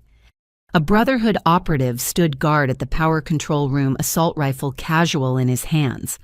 I recognized him from surveillance photos. Marcus Webb, former Army Ranger discharged for excessive force in Afghanistan. Now he'd brought his war home. Park looked at me, hand moving to his weapon. A gunshot here would echo through the building, alerting everyone. But Webb was between us and our objective, and the clock was ticking toward catastrophe. I made a decision that would have horrified my father, but came naturally to Phoenix. Stepping into the open, I affected the slightly confused expression of Casey Morrison, night shift security guard. "Excuse me," I said, letting my voice carry a nervous tremor. "I'm supposed to check this sector, but I think I'm lost. This is my first week on nights, and..." Webb turned assault rifle swinging toward me. His finger tensed on the trigger as he processed the threat. A security guard in the wrong place at the wrong time. Behind him, Park moved like smoke. "You shouldn't be here," Webb growled. "This area is restricted." "I'm sorry, I have the worst sense of direction. My supervisor is going to kill me. I'm supposed to be checking the server room, but somehow I ended up—" I babbled on, playing the harmless incompetent, while Park closed the distance. Webb's expression shifted from suspicion to contempt. Another useless rent-a-cop, too stupid to be a threat. He started to key his radio, probably to report a minor complication. Park struck with surgical precision. A blood choke perfectly applied, cutting off circulation to Webb's brain without crushing his windpipe.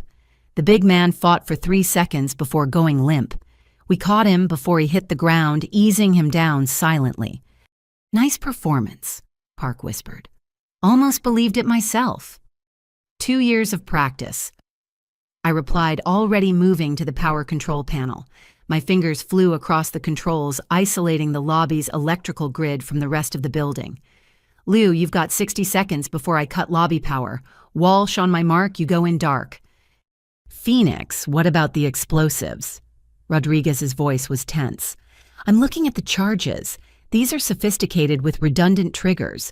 If I cut the wrong wire—" "Trust your training," I said, even as my hands continued their work. "You're the best EOD specialist I know." "No pressure," he muttered. I found the circuit I needed and took a breath. 6 hostages, 12 Brotherhood operatives, explosives that could kill thousands, and somewhere in that lobby my father's best friend had chosen terrorism over every oath he'd ever taken. "All teams, this is Phoenix. Breach in 5, 4, 3, 2, mark." I killed the power. The building plunged into darkness just as our night vision-equipped team struck. Through my earpiece, I heard the coordinated assault flash bang grenades, shouted commands, the controlled chaos of tactical entry. "Server room secured," Lou reported. "Beginning countermeasures. Their ransomware is sophisticated, but got it. Neutralizing now." 2 explosives diffused, Rodriguez announced. "Working on the 3rd. This one's trickier, different design." "Lobby hostile down. Hostile down. I need medics for the hostages." Walsh's team was in the thick of it. I raced back through the corridors, Park covering our 6. We needed to reach the lobby to help secure the scene. But as we rounded the final corner, the emergency lighting kicked in, bathing everything in red. There, standing in the corridor like a ghost from my past, was Tommy Brightwater. His tactical gear was splattered with blood, his face twisted with rage and betrayal. "Casey—" He stared at me in shock, processing my tactical gear. The weapon in my hands, the federal agent where his friend's disappointment daughter should be. "What? No, you're just a security guard." Richard said, "Drop the weapon, Tommy." I commanded my Sig Sauer, trained on center mass. "You're Phoenix," he breathed. "The inside source. We've been hunting you for months and you were—" Christ. Richard's failure daughter, playing us all. "Last warning, drop the weapon." His face cycled through emotions, shock, rage, and finally a bitter acceptance. He never knew. Did he? Richard spent 2 years mocking his own daughter while she was— This is perfect. The great Chief Morrison blind to what was right in front of him. "The weapon, Tommy, now." "You know what the best part is?" He smiled coldly. "When this comes out, when he learns his little girl has been lying to him, it'll destroy him. His pride, his reputation, everything. You've humiliated him worse than the Brotherhood ever could." His hand twitched toward his rifle. "Don't," I shouted. "I won't go to prison," he said simply. "And Richard needs to know his daughter killed his best friend. That's my gift to him." He raised his weapon. I fired twice, center mass. The pattern my father had taught me at 8 years old, refined by federal training into instinct. Tommy Brightwater crumpled to the floor, his blood spreading across linoleum I'd walked 1,000 times. His eyes found mine one last time. "Tell Richard." He coughed blood frothing his lips. "Tell him we're not the enemy. We were trying to save America from people like you." "No," I said, quietly kneeling beside the man who'd been family. "You were trying to murder 30 million Americans. That's not salvation, that's genocide." He died with my father's name on his lips. "Phoenix lobby secure." Walsh's voice cut through. "All hostiles down or in custody. Hostages are traumatized but unharmed." "Final explosive diffused," Rodriguez added. "Building is safe." I stood slowly looking down at Tommy Brightwater's body.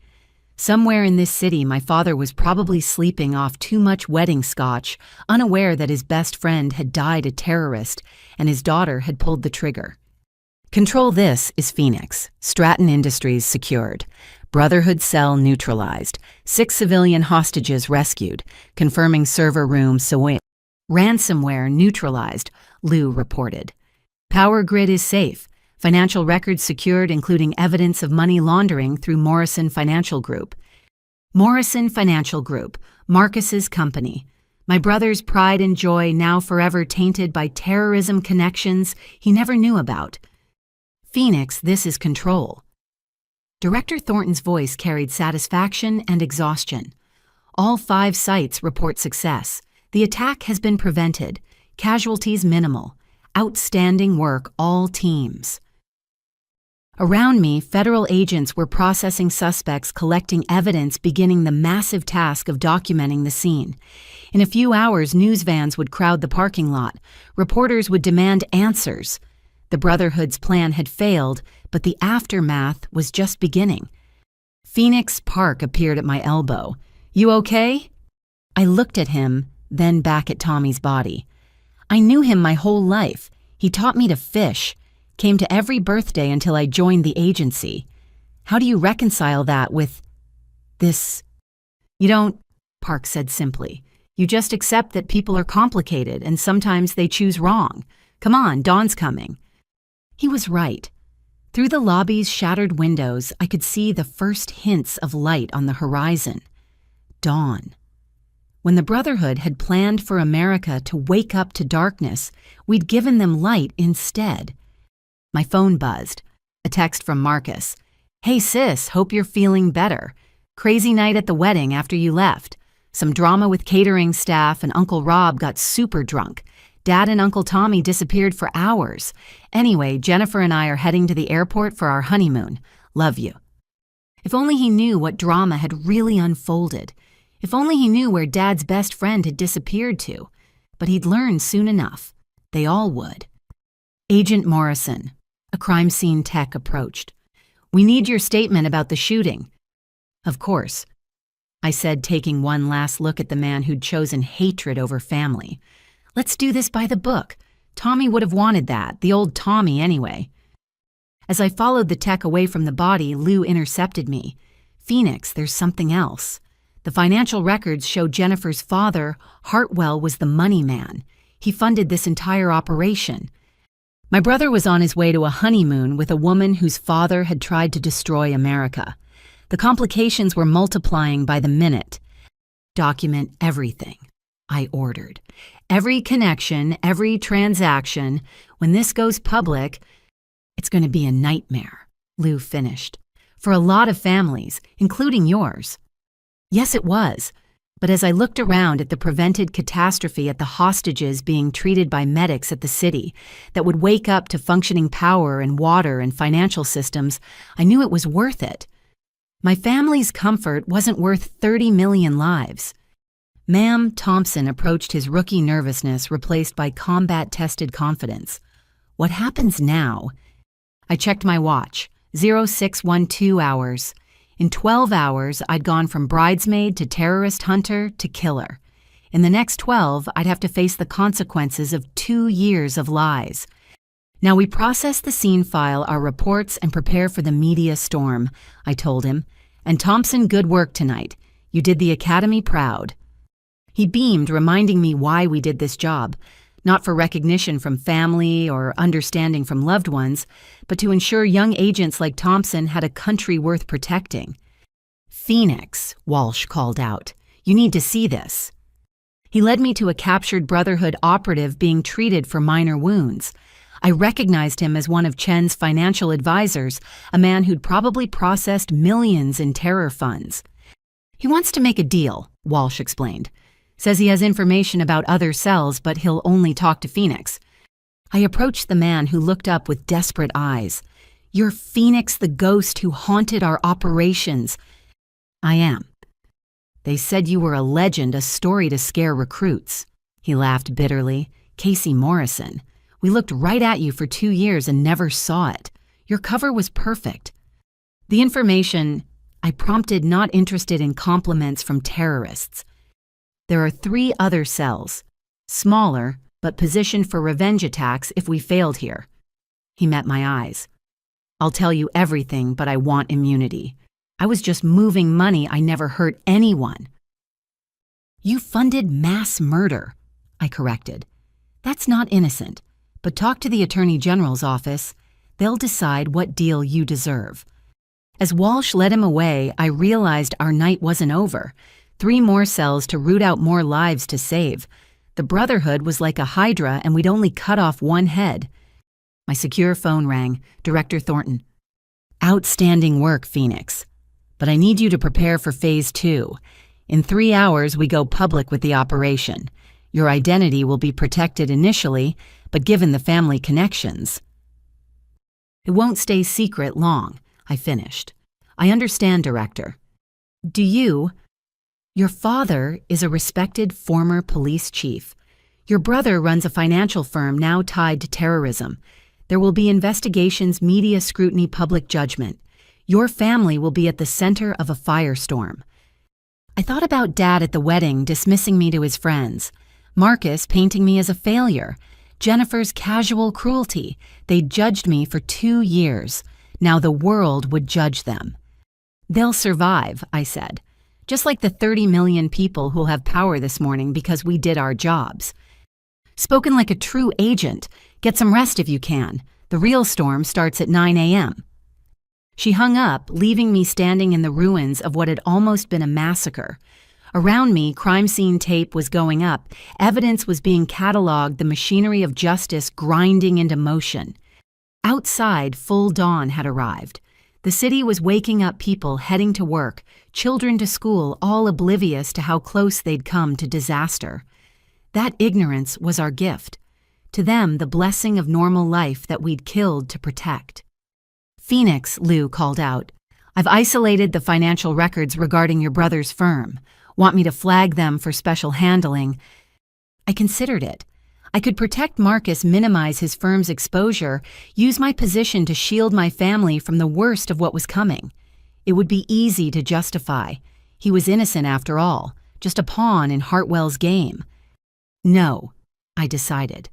Process them like any other evidence. My family gets no special treatment. That's not who we are. Lou nodded approvingly. For what it's worth, I think you made the right choice, both tonight and 2 years ago. As she walked away, I allowed myself a moment of pure exhaustion. In 3 hours, the press conference would begin. My face would be hidden, my name redacted, but the truth would start its inevitable journey toward disclosure. Somewhere in the city, my mother was probably making breakfast. Dad was nursing a hangover. Marcus was boarding a plane with his new wife. None of them knew their world had already ended. The bomb that would destroy their comfortable assumptions wasn't made of C4 or wired to a timer. It was made of truth, and I'd lit the fuse myself. My phone buzzed one last time, a message from Uncle Robert. Saw the news alerts. Well done, Phoenix. When you're ready, I'll be here. Family is complicated, but it endures. Even this. I hoped he was right. But as I looked at Tommy Brightwater's blood on my hands, I wondered if some betrayals cut too deep to heal. In saving America, I destroyed my family's illusions. Time would tell if they'd forgive me for it.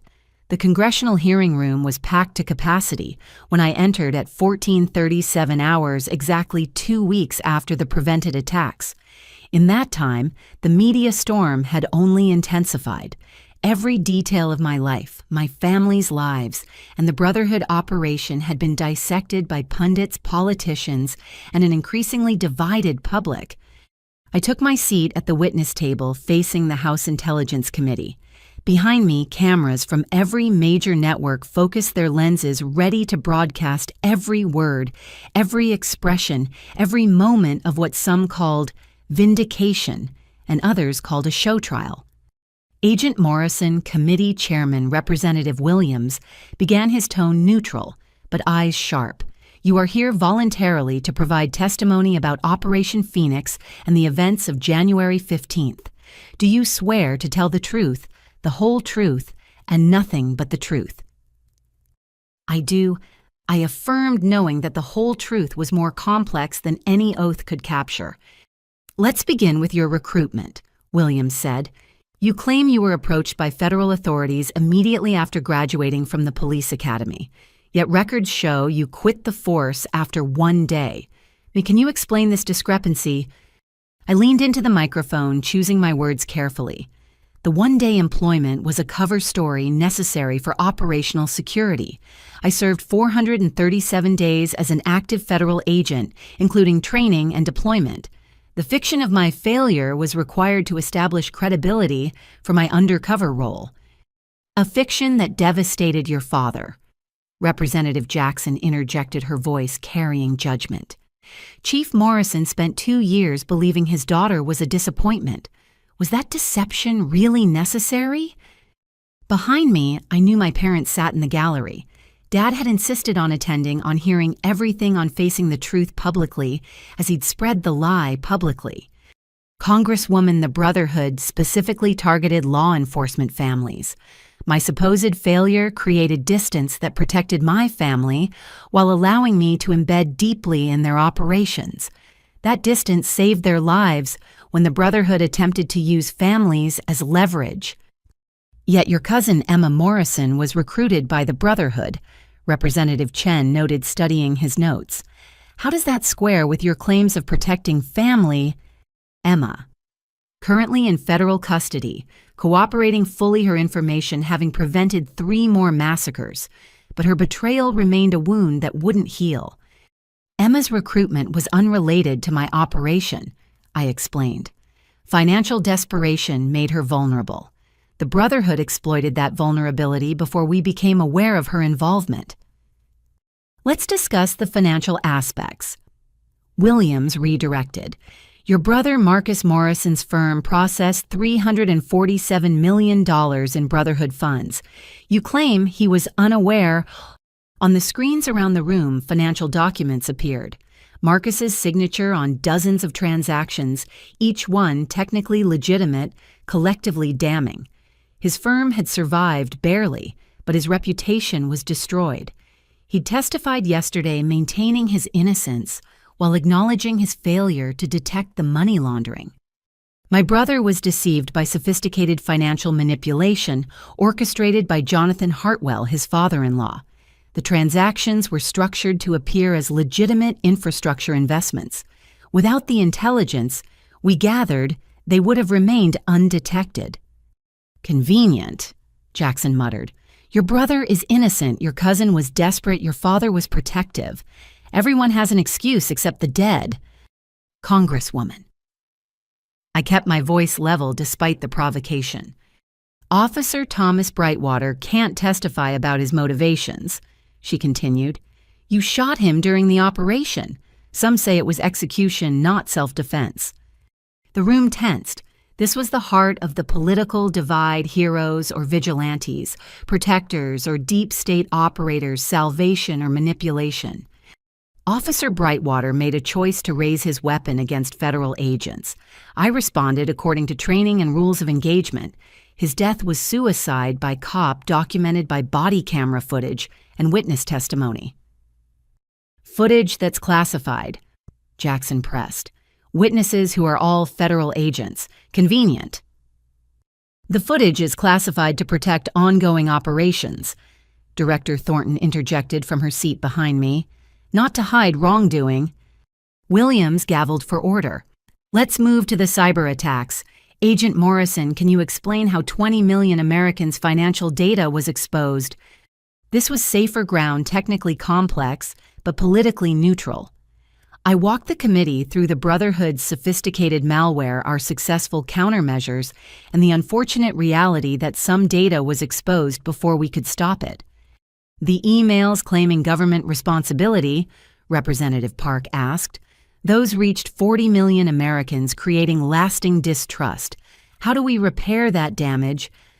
By continuing to tell the truth, I said simply, by showing through actions and transparency that we protected American lives and interests. Trust rebuilds slowly, but it does rebuild. Does it? Chen pulled up social media feeds on the room's displays. Agent Morrison labeled as hero and villain. Your family under constant scrutiny. Death threats against your parents.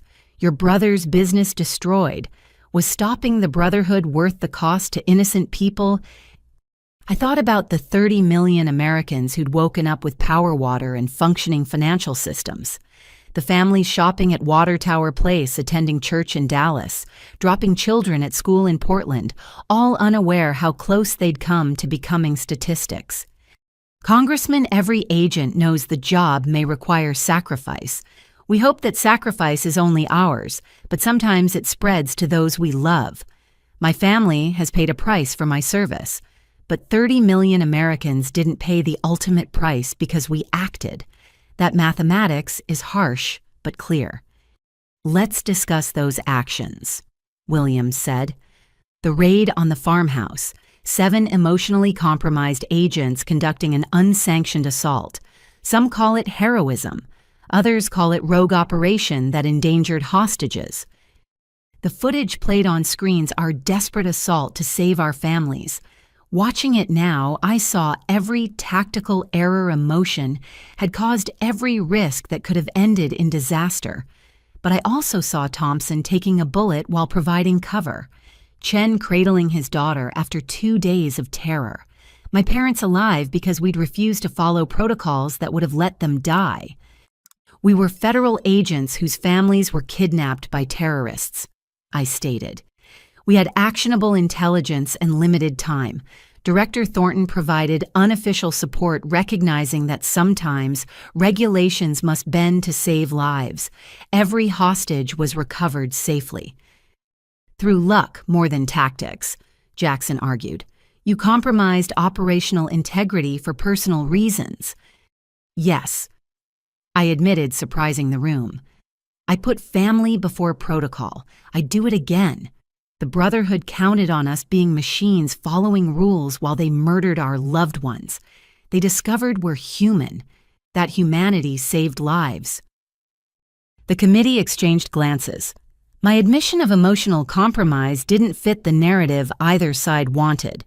Heroes weren't supposed to acknowledge weakness. Villains weren't supposed to save everyone. Agent Morrison.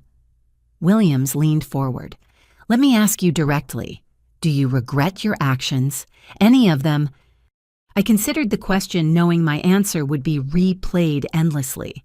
I regret the necessity. I regret that good people like Officer Brightwater were corrupted by extremism. I regret that my family suffered for my choices. But I don't regret stopping the Brotherhood. I don't regret saving lives. I don't regret serving my country even when that service required deception and caused pain. Even lying to your family for 2 years.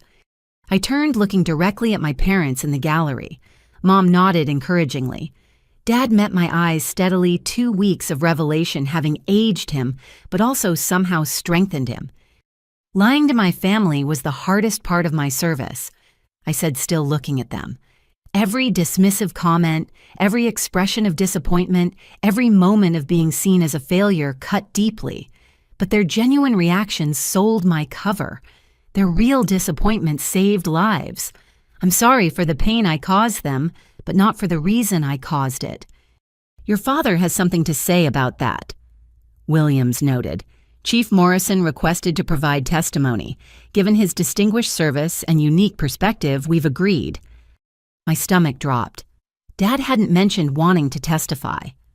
As he made his way to the witness table, I saw him clearly older, grayed by stress, but walking with purpose. Chief Morrison. Williams began after swearing him in. You've heard your daughter's testimony. What's your response?" Dad adjusted the microphone, his police training evident in his bearing despite retirement. "Mr. Chairman, I spent 30 years in law enforcement. I thought I understood sacrifice, duty, deception in service of justice. I was wrong." The room stilled, everyone leaning forward. "For 2 years, I told anyone who'd listen that my daughter was a disappointment, a failure, a quitter who couldn't handle real police work." His voice cracked slightly. "I said these things at family gatherings, public events, even at my son's wedding. I believed them completely." He paused, composing himself. "My daughter let me believe them. She endured my dismissal, my condescension, my public humiliation because her cover required it. She sacrificed not just her safety, but her relationship with her family to protect strangers. That's not failure, that's heroism I couldn't have managed." "Chief Morrison," Jackson interjected, "your former partner died in this operation. Officer Brightwater was your friend for decades. How do you reconcile that?" Dad's jaw tightened. "Tommy Brightwater betrayed his oath, his city, and yes, our friendship. He made choices that would have killed thousands. My daughter stopped him. If that puts us on opposite sides, then I'm proud to stand with her. Even though she lied to you." "Congressman, I've had 2 weeks to think about lies and truth. My daughter's lies saved lives. Tommy's truths would have ended them. I'll take noble deception over honest terrorism every time." "Dad," I whispered, but he wasn't done. "You want to know the real tragedy here." He addressed the committee but spoke to the cameras. "It's not that federal agents had to lie to do their jobs.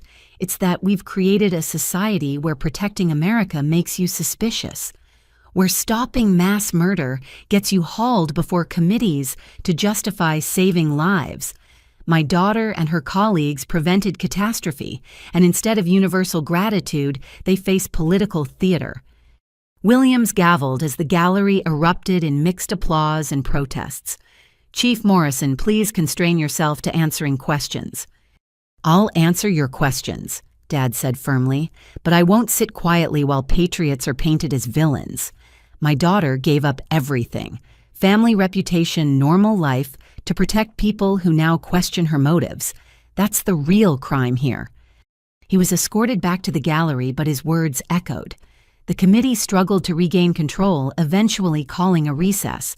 As I stood to stretch, my phone buzzed with a message from Marcus.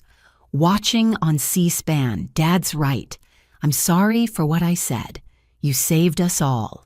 Small reconciliation, but reconciliation nonetheless. The committee reconvened, spending 3 more hours dissecting every decision, every action, every consequence. Through it all, the fundamental divide remained those who saw necessary deception and those who saw dangerous precedent. As the hearing finally concluded, Representative Williams offered closing remarks. "Agent Morrison, your service prevented massive loss of life. That's undeniable. But the methods required, the lies, the infiltration, the personal costs, raise questions about what we're willing to sacrifice for security.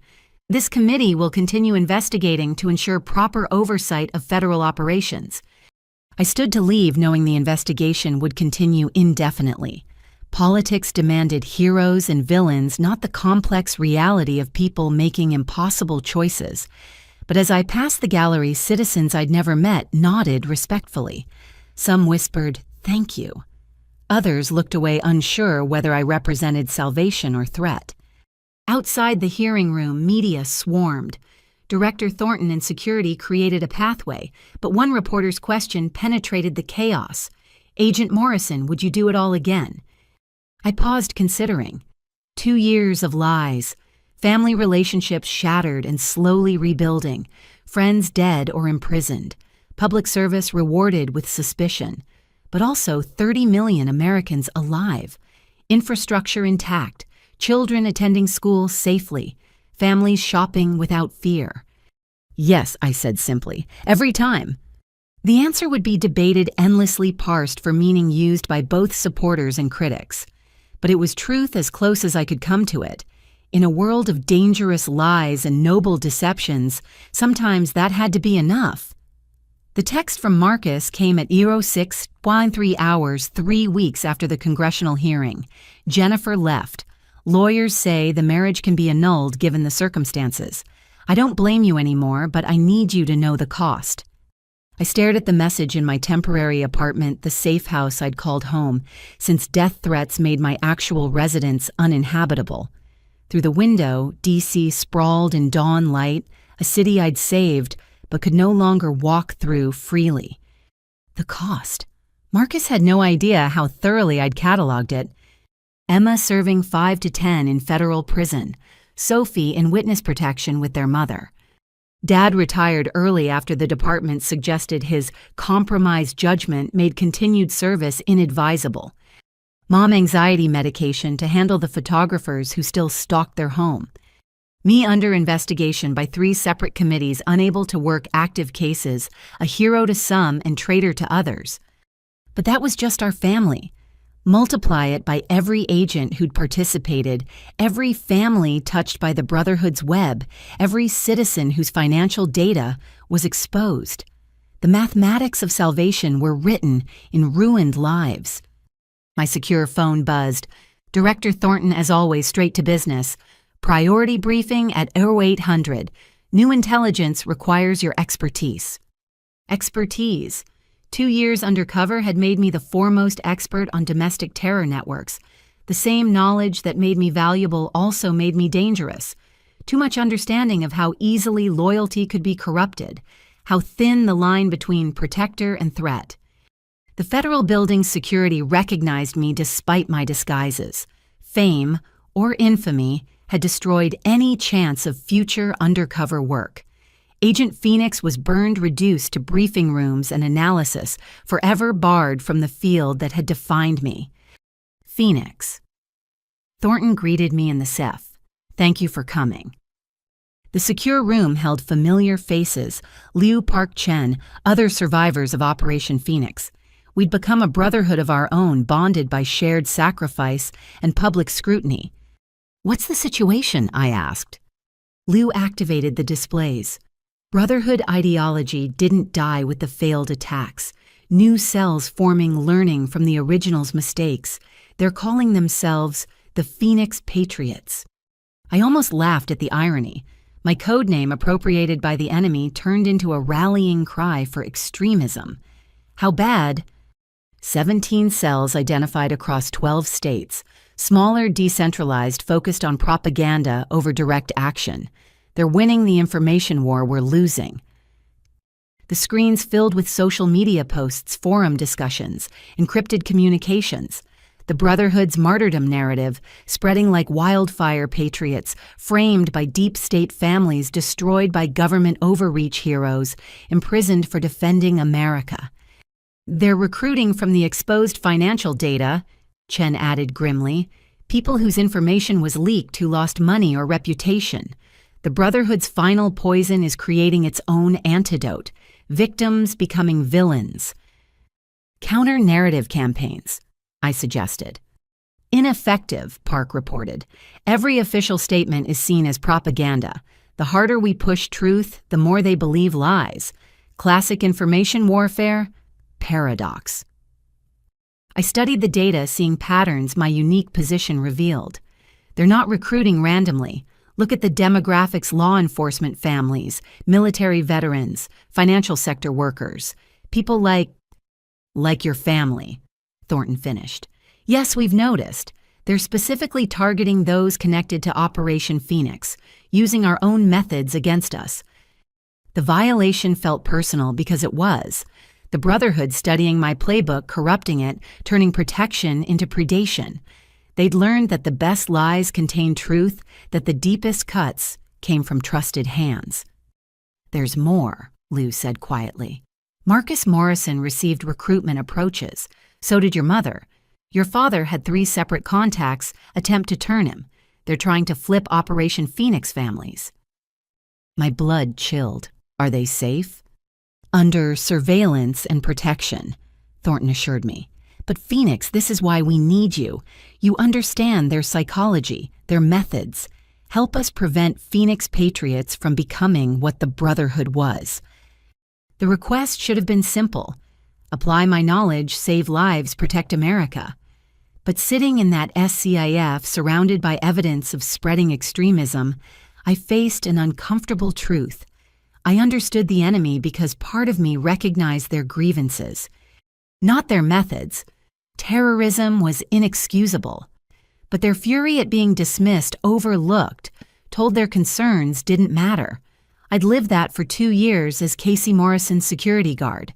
The humiliation, the condescension, the casual cruelty of being deemed insufficient. The Brotherhood had weaponized that resentment. The Phoenix Patriots were perfecting it. "I'll need full access," I said finally. "All Operation Phoenix files, psychological profiles, recruitment patterns, and—" I hesitated. "I want to interview Brotherhood prisoners, including Emma." "That could be arranged," Thornton agreed. "But Phoenix, are you prepared for that? Your cousin tried to kill your family." "Which is why I need to understand how she got there." I met Thornton's gaze. "We can't fight what we don't comprehend, and I have a unique perspective on transformation, how someone goes from family to threat." The briefing continued for hours, diving deep into intelligence that painted a disturbing picture. The Phoenix Patriots weren't planning another massive attack. They were playing a longer game: recruitment, radicalization, normalization of extremist ideology. Death by 1,000 cuts rather than single catastrophe. As we concluded, Park pulled me aside. "You okay? This can't be easy seeing them use your name." "It's appropriate," I admitted. "Phoenix rises from ashes. They see themselves reborn from the Brotherhood's destruction. Using my code name is psychological warfare. Every mention reminds people that the hero might be the villain." "You're not the villain, Casey." "Aren't I?" I gestured at the screens showing recruitment success among exposed financial victims. 20 million Americans had their privacy violated because I stopped a physical attack but couldn't prevent the digital one. How many will be radicalized by that violation? How many future terrorists am I creating by being the face of their victimization? Park had no answer. In the arithmetic of salvation, unintended consequences compounded infinitely. I left the briefing with encrypted files and heavy purpose. Outside, protesters maintained their vigil, some supporting Operation Phoenix agents, others demanding our prosecution. Both sides certain of their righteousness, neither interested in complexity. My secure phone showed missed calls from Dad. I returned them from the car, activating scrambling protocols that made our conversation sound like weather discussion to any interceptor. "Casey." His voice carried new weight. "I need to see you. It's about the recruitment attempts." "Are you safe?" "For now. But sweetheart, I recognized one of them. From the old days. This goes deeper than anyone knows." We arranged to meet at a secure location, one of many scattered around D.C., for agents whose public visibility made normal life impossible.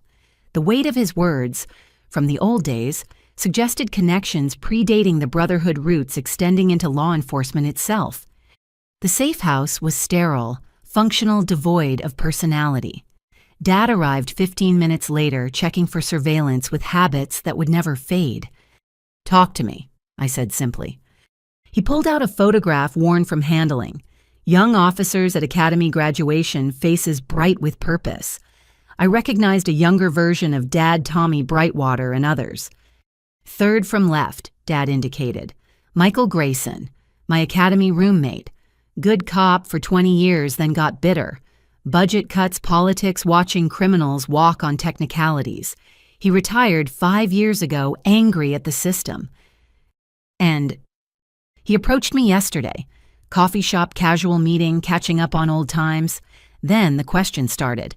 How did I feel about you lying about the government using family as cover? About Tommy dying for believing in something? The recruitment pattern was elegant. Find the wounded, validate their pain, redirect it toward extremism. Classic Brotherhood tactics refined by Phoenix Patriots, studying our countermoves. What did you tell him, I asked. That my daughter saved lives, that Tommy chose terrorism, that grief doesn't justify murder. Dad's jaw tightened. He said I was blinded by love, that when I saw clearly, he'd be waiting. We need to report this. I already did. But Casey, if Mike Grayson is involved, this isn't just random recruitment. They're targeting specific officers, ones with grievances, connections, credibility, building a network inside law enforcement itself. The implications staggered. Phoenix Patriots weren't just learning from Brotherhood mistakes, they were evolving beyond them. Instead of infiltrating institutions, they were converting those already inside. The enemy wasn't at the gates, but in the halls. There's something else, Dad continued. Mike mentioned others from our generation. Officers who feel betrayed by how things changed, who see your operation as proof the system they served became the enemy. They call themselves the thin blue line, but their interpretation... He shook his head. They think they're saving law enforcement from itself. I processed this, adding it to the intelligence gathered that morning. Multiple recruitment vectors, ideological flexibility, insider conversion. The Phoenix Patriots were becoming everything we'd feared, smarter, subtler, more dangerous, because they believed their own lies. I need names, I said. Everyone Mike mentioned or implied. I made a list. Dad handed over a paper with 12 names. Casey, these are good cops. We're good cops. What happened to them? The same thing that happened to Tommy, that almost happened to Emma. Desperation met opportunity. Resentment met validation. Good people making evil choices because someone convinced them it was righteous. We sat in silence, father and daughter, united by understanding of how thin the margins were. One different choice, one moment of weakness, and Dad could have been on that list. If my cover story had been real, if I'd actually failed, would I have been susceptible to their poison? I'm proud of you, Dad said suddenly. I know I've said it before, but seeing what you've accomplished, understanding the weight you carried alone, I'm so damn proud it hurts. Dad, no, let me finish. At Marcus's wedding, I gave that toast about accepting disappointments. I need you to know, you were never a disappointment. Even when I thought you'd failed, I loved you. He struggled for words. I confused achievement with worth, confused my expectations with your value. That's on me, not you. We all made choices, I said softly. Yours came from love, even if expressed badly. Mine came from duty, even if it caused pain. Neither of us is perfect. No, he agreed, but you're closer than you know. We talked for another hour, sharing intelligence and memories, building bridges over the crater of 2 years' deception. When he left, I sat alone with the names he'd provided, seeing a network of corruption spreading through the very institutions meant to prevent it. The Phoenix Patriots had learned our lessons too well. They knew that trust once broken became a weapon, that heroes could be reframed as villains with the right narrative, that the most dangerous enemies were those who believed their own righteousness. My phone buzzed with a message from an unknown number. The encryption pattern was familiar. Emma's lawyer forwarding a message from federal prison. Casey, I know you'll never forgive me, but I need you to know something. They're still recruiting, still promising desperate people easy answers. And the scariest part, sometimes in the dark, their lies make sense. Please be careful. The next Phoenix might not rise to save anyone. I deleted the message but kept the warning. Emma understood something the committees and critics missed. The line between hero and villain wasn't fixed. It shifted with perspective, circumstance, desperation. The Phoenix Patriots knew this, weaponized it, built their movement on the grave of such distinctions. Outside, D.C. continued its relentless spin of power and politics. Somewhere good people were being recruited by evil wearing the mask of patriotism. Somewhere, the next Operation Phoenix was being planned by those who'd studied our success and learned to counter it. And somewhere in the space between salvation and damnation, Agent Phoenix sat with the weight of unintended consequences, knowing that every life saved created ripples that might drown others. The war wasn't over. It had evolved to become personal targeting, not infrastructure, but the human heart. The Phoenix Patriots rose from the Brotherhood's ashes, and I was both their inspiration and opposition. In saving America, I'd created its next threat. The mathematics of salvation had become recursive, each solution birthing new problems, each hero's journey creating tomorrow's villains. But I'd told Congress the truth, I'd do it again. Every time, especially knowing the cost. The Rayburn House Office Building's Committee Room 2154 had seen countless testimonies, but rarely one that commanded such complete attention. 6 months had passed since the Brotherhood attacks, and I sat once again at the witness table. This time, however, I wasn't alone. Beside me sat former Phoenix Patriots who'd abandoned extremism Brotherhood family members advocating for peace, and other Operation Phoenix agents ready to share their perspectives. Agent Morrison, Committee Chairman Williams, began his tone notably warmer than our first encounter. "You've requested this hearing to address what you call the path forward. Please elaborate." I leaned into the microphone, aware that every word would ripple through a nation, still grappling with the aftermath. "Mr. Chairman, 6 months ago we prevented a catastrophic attack, but in doing so we created new wounds. Today I'm here to discuss healing." Behind me, the gallery held a cross-section of America Brotherhood victims, Phoenix Patriots who'd surrendered financial breach survivors, and my own family. The diversity of pain and hope in that room was staggering. "The Phoenix Patriots emerged from our success," I continued.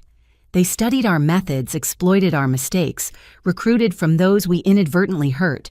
Traditional counterterrorism won't stop them because they're not traditional terrorists. They're Americans who've lost faith in America." "Are you suggesting we negotiate with extremists?" Representative Jackson interjected, though her hostility had mellowed since our last encounter. "I'm suggesting we understand them, not excuse their actions, but comprehend their journey from citizen to threat." I gestured to a man beside me. "This is Robert Kelly, former Phoenix Patriots cell leader. 3 months ago, he planned to bomb an FBI field office. Today, he's here to explain why he stopped." Kelly, a soft-spoken accountant whose life unraveled when his financial data was exposed, took the microphone with trembling hands. "I lost everything in the breach. My business, my reputation, my family's savings. The Phoenix Patriots gave me someone to blame, a purpose for my anger. Agent Morrison," he glanced at me, "she didn't arrest me when she could have. She talked to me, showed me how my pain was being weaponized, made me realize I was becoming what I claimed to fight against." "How many like you are still out there?" Williams asked. "Thousands," Kelly admitted. "Good people driven to bad choices by desperation manipulation and a narrative that validates their grievances. You can't arrest them all, you have to reach them." The hearing proceeded with testimony from others I'd engaged over recent months. Former Brotherhood members who'd realized their ideology led only to destruction, financial victims who'd chosen recovery over revenge, even Emma via secure video link from federal prison sharing how desperation made her vulnerable to recruitment. "The pattern is consistent," I summarized after hours of testimony. "Isolation, validation, escalation, action. The Phoenix Patriots perfected this cycle, but we can break it. Not through surveillance and suppression, but through engagement and alternatives." Lou presented data on our pilot program, Project Reintegration. Instead of treating potential extremists as enemies, we'd approach them as citizens in crisis. Mental health resources for those struggling with financial exposure trauma. Job placement for those whose careers were destroyed. Most importantly, former extremists serving as counselors showing others the path back from radicalization. "Results speak for themselves," Lou reported. 73% reduction in Phoenix Patriot recruitment in pilot areas, 42 voluntary surrenders, 0 attacks in participating communities. "This sounds like you're rewarding terrorism," Jackson challenged. "We're preventing it," I corrected. "Every person we reach before they commit violence is a victory. Every family kept intact is a future secured. The Brotherhood taught us that ideology spreads through human connections. Project Reintegration uses those same connections for healing. The committee digested this as I introduced my next witness, Marcus Morrison, my brother whose journey from victim to advocate had been painful but powerful. 6 months ago, my life imploded. Marcus began, his voice steady, despite visible emotion. My firm's unwitting involvement in terror financing destroyed my reputation. My marriage ended. Everything I'd built crumbled. I had every reason to blame my sister, the government, the system. He paused, gathering himself. The Phoenix Patriots approached me, offered sympathy validation targets for my anger. For a moment, God help me, I listened. Then I remembered Casey risking everything to save strangers. I realized I had a choice: become another bitter victim or help prevent others' radicalization. Marcus now ran a foundation supporting businesses affected by the financial breach, providing resources and counseling to prevent economic desperation from becoming extremist recruitment opportunities. His testimony detailed success stories: companies saved families, stabilized potential radicals, redirected toward productive futures. Agent Morrison. Williams leaned forward. This is all admirable. But what about accountability? The Brotherhood committed horrific crimes. The Phoenix Patriots planned more. Can we really just forgive and forget? No one's suggesting that, I replied firmly. Justice matters. Tommy Brightwater died committing terrorism. That's accountability. Emma serves her sentence while helping us understand recruitment. That's justice with purpose. But for those still on the edge, still deciding whether to step into darkness, we need more than handcuffs. We need hope. Dad took the microphone next his testimony, perhaps the most powerful. The respected police chief who'd lost his best friend to extremism, his daughter to necessary deception, his career to public scandal. Yet here he stood advocating for understanding over vengeance. I spent 30 years believing in simple justice, he said. Good guys, bad guys, clear lines between them. The Brotherhood attacks shattered that simplicity. I learned that good people can make evil choices, that heroes might lie to save lives, that villains might believe they're patriots. Once you see that complexity, you can't unsee it. He described his work with law enforcement officers struggling with the profession's changing nature, those vulnerable to Phoenix Patriots recruitment. By acknowledging their grievances while channeling their passion toward positive reform, he'd prevented 12 officers from joining extremist cells. The thin blue line isn't about us versus them, Dad concluded.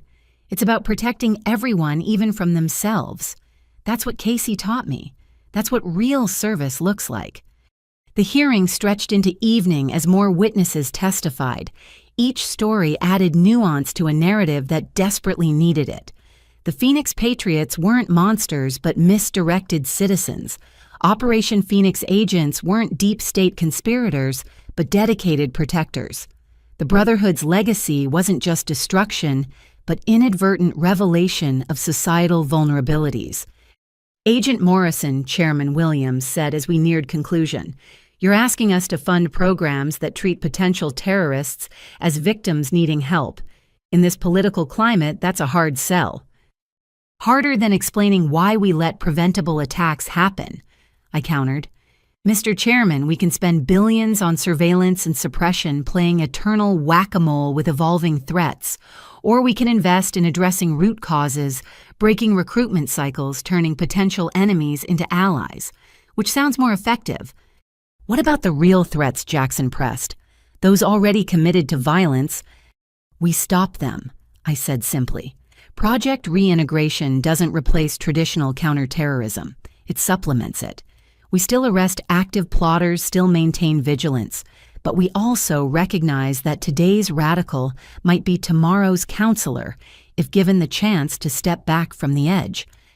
The committee called for recess, and I found myself in the hallway with fellow Operation Phoenix agents. Park Chen Thompson, all scarred by our success, all committed to preventing others' radicalization. "Think they'll approve funding?" Thompson asked. They'll have to, I replied. The alternative is watching Phoenix Patriots metastasize into something worse. The Brotherhood taught us that ignoring grievances doesn't eliminate them. It weaponizes them.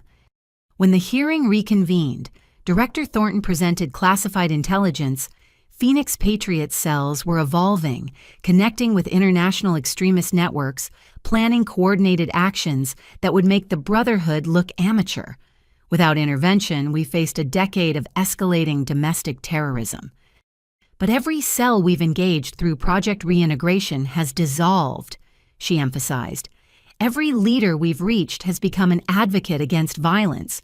The program works because it addresses the human element traditional enforcement misses. As the hearing concluded, Williams delivered the committee's preliminary assessment. Agent Morrison, you and your colleagues have presented a compelling case, treating potential extremists as humans deserving help rather than enemies requiring destruction, challenges our assumptions. But perhaps our assumptions need challenging. He paused, looking at his fellow committee members. We'll recommend initial funding for Project Reintegration expansion, but understand this is controversial. You'll face opposition from those who prefer simple solutions to complex problems. We've faced worse, I said, thinking of 2 years undercover of family betrayals of public crucifixion and gradual redemption. Controversy is a small price for prevention. As the hearing adjourned, I stood with my unlikely coalition of former extremists, reformed agents, and healing families. The path forward wouldn't be easy. Every success would face scrutiny. Every failure would fuel opposition. But the alternative, endless cycles of radicalization and retaliation, was unacceptable. Outside the committee room, reporters waited with predictable questions.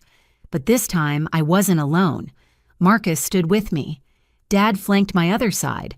Former Phoenix Patriots and Brotherhood defectors added their voices to mine. We told a different story than 6 months ago. Not just prevention of catastrophe, but possibility of redemption. Agent Morrison, a young reporter asked, do you really believe extremists can change? I thought of Emma in prison teaching authorities about recruitment while earning her degree. Of Robert Kelly, the accountant, who'd almost become a bomber, now counseling others away from that path. Of the 12 police officers Dad had saved from radicalization. Of my own transformation from Casey Morrison failed cop to Phoenix National Security Guardian. I believe people are more than their worst moments, I answered. I believe the same desperation that drives someone toward extremism can be redirected toward healing. And I believe that belief is our best weapon against future threats. The coverage that night was mixed but meaningful. Some outlets praised the innovative approach to counterterrorism. Others warned of coddling potential threats. But the conversation had shifted from simple heroics and villainy to complex realities of modern security. My secure phone showed messages from across the country. Project Reintegration pilots reporting successes. Former extremists requesting speaking opportunities, citizens asking how to help identify and redirect potential radicals in their communities. Lou called with updated data. Phoenix Patriots recruitment down 60% in areas with media coverage of today's hearing. People are responding to the message that there's a way back from the edge. That night, I had dinner with my parents for the first time in months without security details. The restaurant was quiet, our conversation finally approaching normal. We were different people than 2 years ago, scarred wiser, but still family. I'm proud of you, Mom said, echoing Dad's earlier words, but adding her own spin. Not just for stopping the attacks or the medals or the programs. I'm proud that you found a way to make meaning from pain. The Brotherhood tried to destroy America through division, Dad added. You're healing it through connection. That's police work at its finest, serving and protecting even those who don't realize they need it yet. As we parted ways, I reflected on the strange journey from undercover agent to public advocate, from preventing one catastrophe to addressing its root causes. The Phoenix Patriots had chosen their name to mock my code sign, but inadvertently revealed a truth from the ashes of destruction. Something new could rise.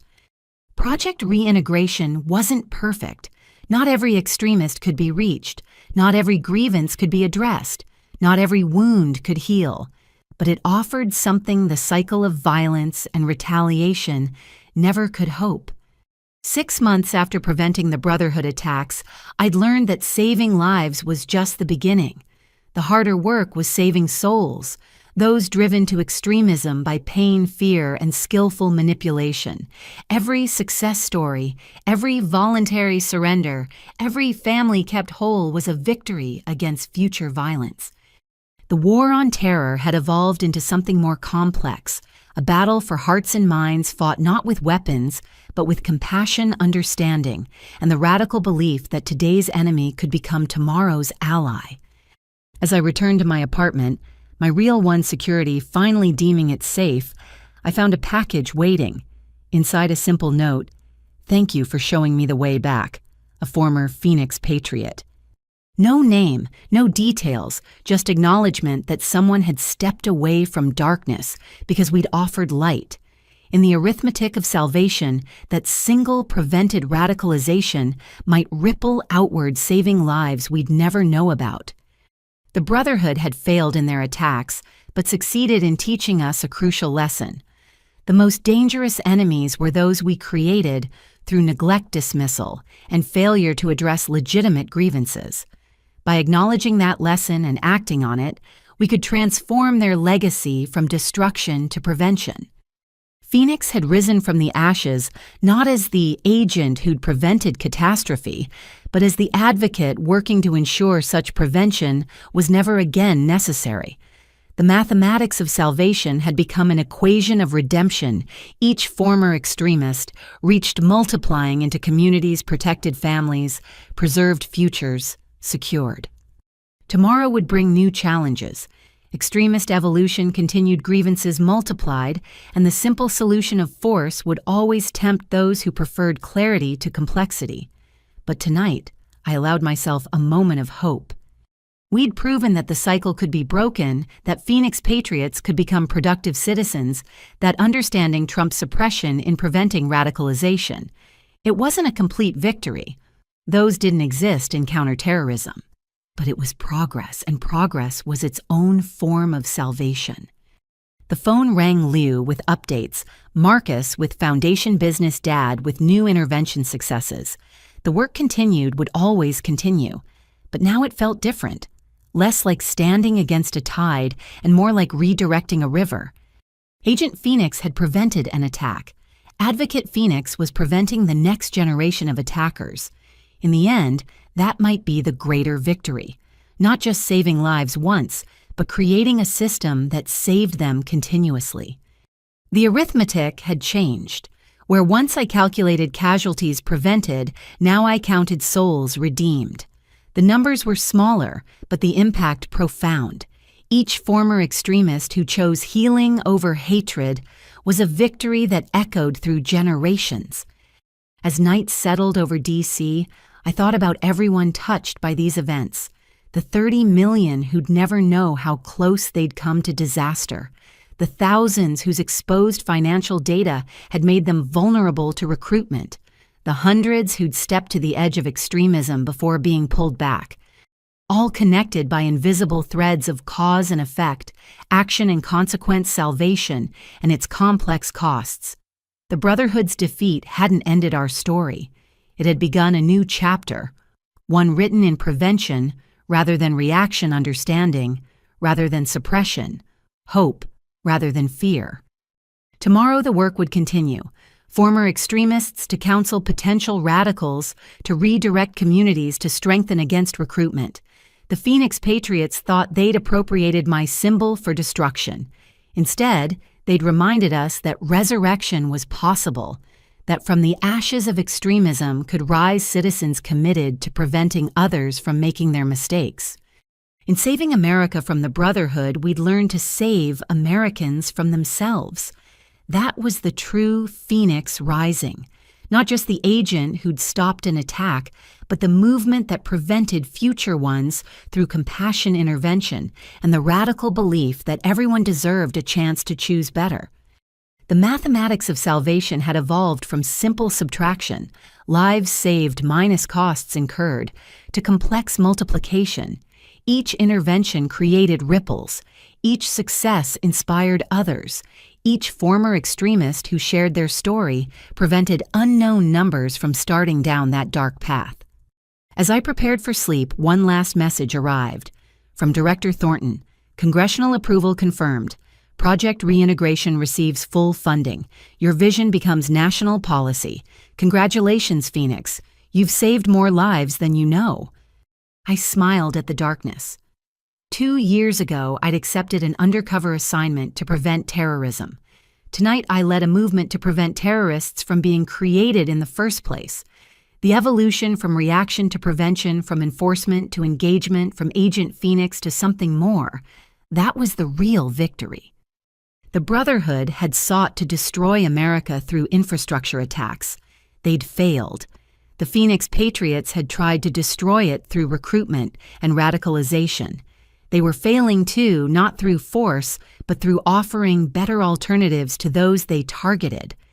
In the end, salvation came not from the dramatic raids or prevented attacks, but from the quiet work of reaching one soul at a time, showing them that their pain had purpose beyond destruction, that their grievances could fuel positive change rather than violence.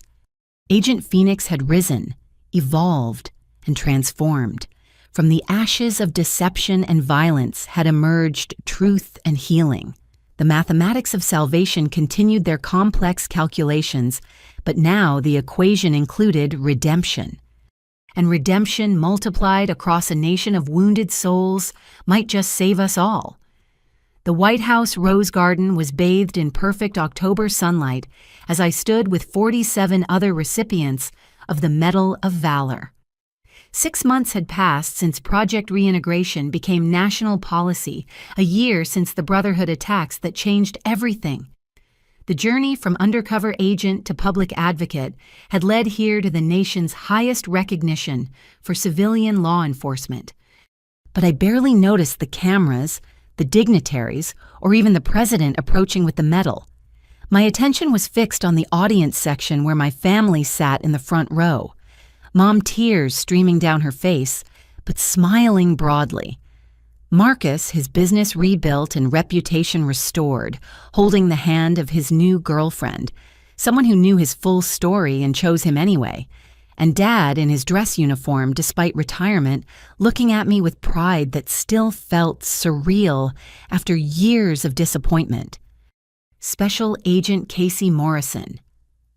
The president began his voice carrying across the garden. For exceptional valor in preventing the largest domestic terrorist attack in our nation's history, for innovative approaches to counter-extremism that have saved countless lives, and for personal sacrifice in service to your country, I present you with the Medal of Valor. As the medal settled around my neck, its weight felt lighter than the burdens I'd carried. The applause washed over me, but I heard individual voices within it. Chen clapping for his fellow Agent Park, whistling despite protocol. Thompson cheering the mentor who'd guided him through fire. Agent Morrison has redefined what it means to protect and serve, the president continued. Her evolution from preventing an attack to preventing attackers represents the best of American innovation and compassion. Project Reintegration has reached over 12,000 at-risk individuals, preventing an estimated 47 attacks through intervention rather than enforcement. She proved that our greatest strength against extremism isn't our weapons, but our humanity. After the ceremony, the reception buzzed with an energy different from 6 months ago. Where once there had been division and suspicion, now there was cautious hope. Former Phoenix Patriots who'd gone through reintegration mingled with federal agents. Brotherhood family members advocating for peace spoke with attack survivors. The painful past hadn't been forgotten, but it was being transformed into a purposeful future. Phoenix, Director Thornton approached with someone I hadn't expected to see. There's someone who wanted to thank you personally. Sophie Emma's daughter, now 7 years old, stood holding her grandmother's hand. The last time I'd seen her, she'd been a terrified hostage. Now she looked healthy, adjusted, even happy, despite her mother's imprisonment. "Aunt Casey," she said shyly, "Mommy wanted me to give you this." She handed me a hand-drawn card. Inside, Emma's careful printing, "Thank you for showing me that redemption was possible even from behind bars. My testimony has helped prevent 17 recruitments. I'll never undo my wrongs, but maybe I can prevent others. Sophie is proud that Mommy is helping people now. That's because of you. E." I knelt to Sophie's level. "Your mom is very brave to help others learn from her mistakes. And you're brave, too, for being so strong through all of this. Grammy says being brave means doing good even when bad things happened," Sophie replied. "Like you did, like Mommy is trying to do now." As they walked away, I reflected on the strange paths of redemption. Emma would serve her full sentence. Justice demanded that, but she'd become one of our most effective counter-recruitment voices. Her story of desperation leading to terrible choices resonated with those walking similar edges. "Quite a journey from security guard to national hero," a familiar voice said behind me. I turned to find Robert Kelly, the former Phoenix Patriot accountant who'd almost bombed an FBI office. Now he wore a Project Reintegration badge, having become one of our most successful intervention counselors. "Quite a journey from accountant to almost bomber to counselor," I replied. "How many this month?" 14 interventions, 12 successful redirects, he reported proudly, including 3 who were days away from action. Showed them my story, connected them with resources, gave them alternatives to violence. One starting community college next month. Another reconciled with his family. The third is volunteering with financial literacy programs, turning his breach trauma into helping others avoid financial vulnerability. These were the victories that mattered now. Not the dramatic raids or prevented attacks, but the quiet redemptions playing out across America. Each former extremist who chose healing created ripples of prevention we were only beginning to understand. Agent Morrison. A young woman approached nervously. "I'm Sarah Walsh, reporter with the Washington Post. I've been covering Project Reintegration for 6 months. Could I ask you a few questions?" I recognized her byline. She'd written some of the most balanced coverage of our work, avoiding both blind praise and cynical dismissal. "Of course." "When you were undercover, did you imagine it would lead to this? From preventing one attack to transforming how we approach extremism?" "I imagined survival," I answered honestly. "Getting through each day without blowing cover, gathering intelligence, hoping we'd stop the attack. I never imagined the aftermath would become more important than the operation itself." Some critics say Project Reintegration coddles potential terrorists. How do you respond? I'd invite them to spend a day with our counselors, watch former extremists share their stories with those on the edge, see families reunited, communities, strengthened attacks, prevented through compassion rather than force. It's not coddling, it's strategic. Every person we redirect is one less recruit for extremist networks. And the cost congressional reports show the program's expense rivaling traditional enforcement. "What's the cost of not acting?" I countered. "The Brotherhood attacks, if successful, would have caused billions in damage and thousands of deaths. Each prevented attack saves not just lives, but the social fabric extremism tears. Yes, intervention is expensive. It's also exponentially cheaper than the alternative." She asked more questions, probing the complexities of balancing justice with redemption, security with compassion. I answered as honestly as possible, acknowledging our failures alongside successes. Project Reintegration wasn't perfect. We'd lost people we'd tried to help, seen some return to extremism despite our efforts. But the overall trajectory was undeniable. Fewer attacks, less recruitment, more Americans choosing healing over hatred. As the interview concluded, I noticed Dad in deep conversation with several young officers. Since embracing the complexity of modern law enforcement, he'd become a sought-after speaker at academies, teaching the next generation that strength included understanding that protection meant more than punishment. Then, Casey Marcus waved me over to where he stood with several business leaders. "I want you to meet the founding members of the Financial Resilience Alliance." The group represented companies affected by the Brotherhood's financial attacks who'd chosen to transform victimization into action. They funded financial literacy programs in vulnerable communities, provided emergency assistance to breach victims, and worked to eliminate the economic desperation that made people susceptible to extremist recruitment. "Your brother's leadership has been instrumental," one CEO told me. "He showed us that our choice wasn't between being victims or vigilantes. We could be advocates for prevention." Marcus had found his own redemption path, turning his firm's unwitting involvement in terror financing into expertise in preventing such manipulation. His story, the successful businessman whose life imploded but who rebuilt with purpose, resonated with other professionals touched by extremism's ripples. "I learned from the best," Marcus said, squeezing my shoulder. "My sister showed me that our worst moments don't define us. Our response to them does." The afternoon wound down with countless similar conversations. Each person present had been touched by the events of a year ago, as victim, perpetrator, preventer, or family. But instead of letting those touches become permanent wounds, most had chosen transformation.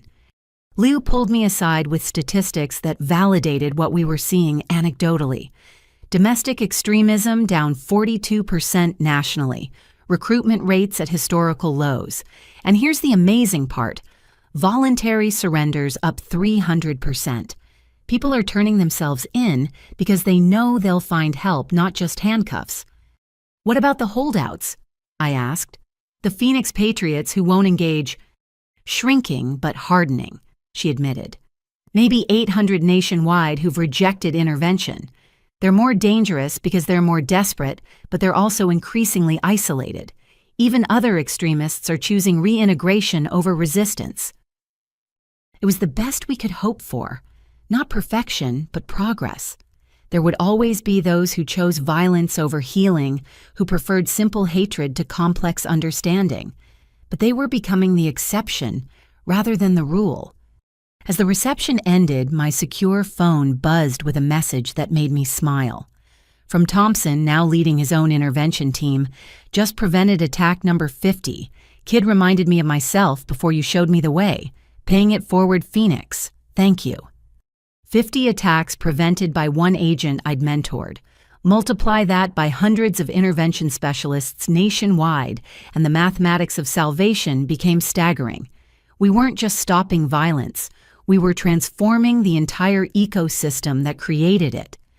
"Ready to go?" Mom appeared at my elbow. "Your father's taking us all to dinner. Somewhere fancy to celebrate his daughter, the national hero." "I'm not a hero, Mom. I'm just someone who saved 30 million lives, prevented dozens more attacks, and transformed how America handles extremism." She smiled. "Sweetheart, if that's not heroism, I don't know what is." The family dinner was at Dad's favorite steakhouse, the same place he'd once brought fellow officers to celebrate big cases.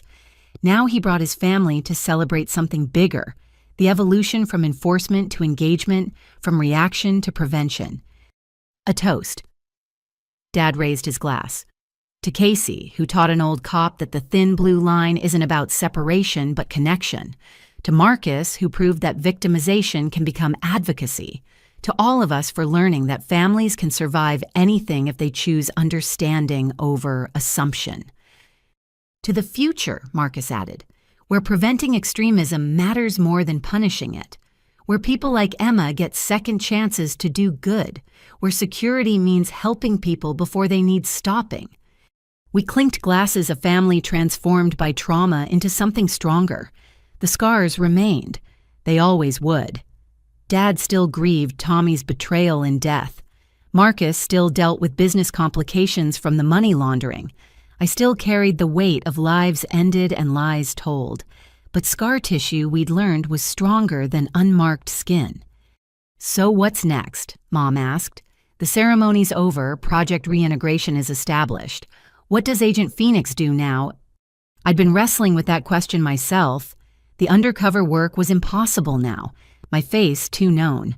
Traditional enforcement felt limited after experiencing intervention's power, but Director Thornton had made an offer that intrigued me. The FBI's creating a new position I shared. Director of Extremism, Prevention, and Reintegration, overseeing all programs nationally developing new approaches, training the next generation. They want me to lead it. Bureau leadership. Dad's eyes widened. "Casey, that's executive level. You'd be one of the youngest in FBI history." "I haven't decided yet," I admitted. "It means leaving field work completely, becoming a bureaucrat fighting for funding and dealing with politics. But it also means shaping how America handles extremism for decades to come."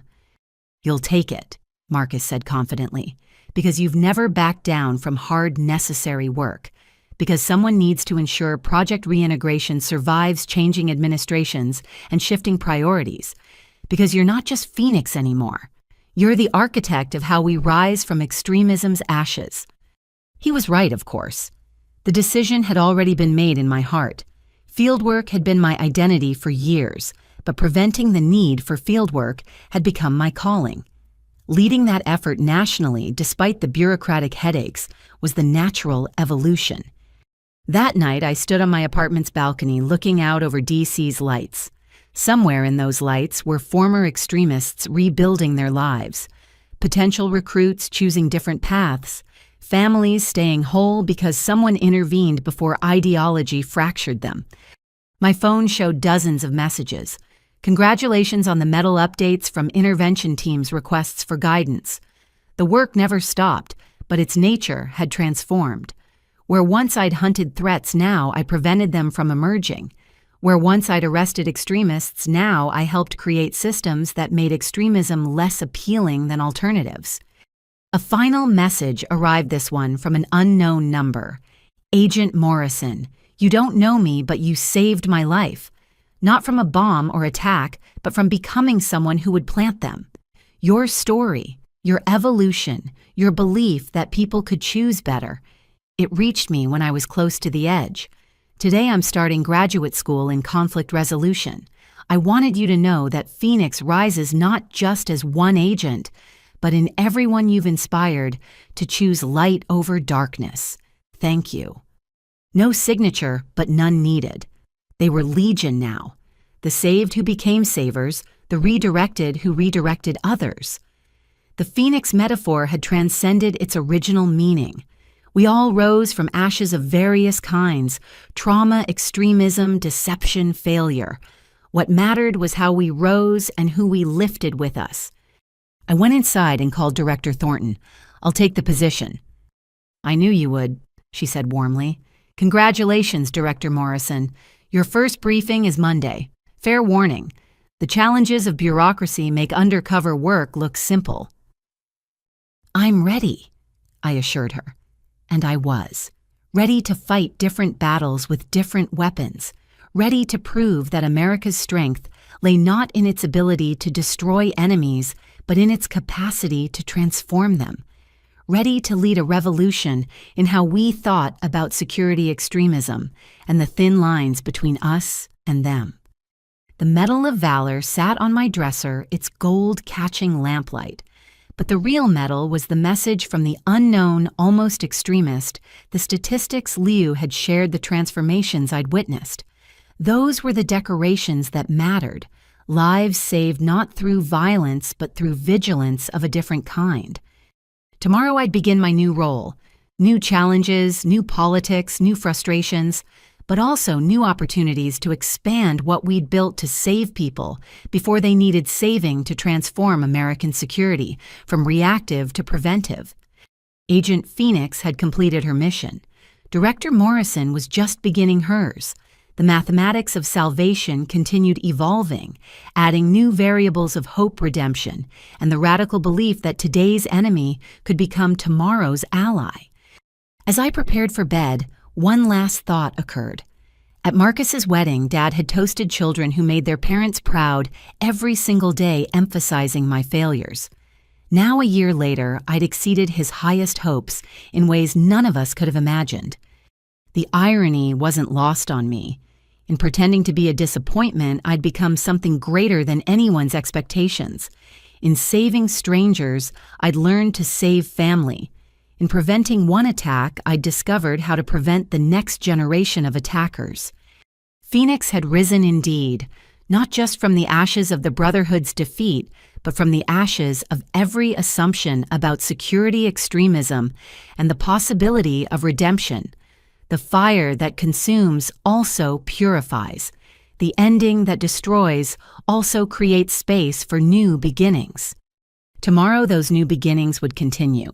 More interventions, more preventions, more proof that America's greatest strength was its capacity for reinvention. I'd been reinvented myself, from Casey the failure to Phoenix the agent to Morrison the director. If I could transform, anyone could. That was the ultimate triumph. Not the medal or the ceremony or the recognition. It was the knowledge that transformation was possible, that cycles could be broken, that from the ashes of our worst moments could rise our best selves. The Brotherhood had tried to destroy America through infrastructure attacks. They'd failed. The Phoenix Patriots had tried to destroy it through recruitment and radicalization. They were failing too. Not through superior firepower or surveillance, but through superior compassion, through the radical act of seeing enemies as potential allies, extremists, as citizens in crisis violence, as a symptom of deeper wounds that could be healed. In the end, we'd saved America not by defeating its enemies, but by transforming them, by proving that redemption was possible, that prevention trumped punishment, that the phoenix rising from ashes could lift others with its wings. The story that began with lies and deception ended with truth and transformation. The agent who'd sacrificed family for strangers had learned to save both. The nation that had nearly fallen to extremism had discovered how to convert extremists. Mathematics had always been my framework for understanding salvation. Lives saved, costs, calculated outcomes, measured. But the final equation was simpler than I'd imagined. Every person reached multiplied into communities protected.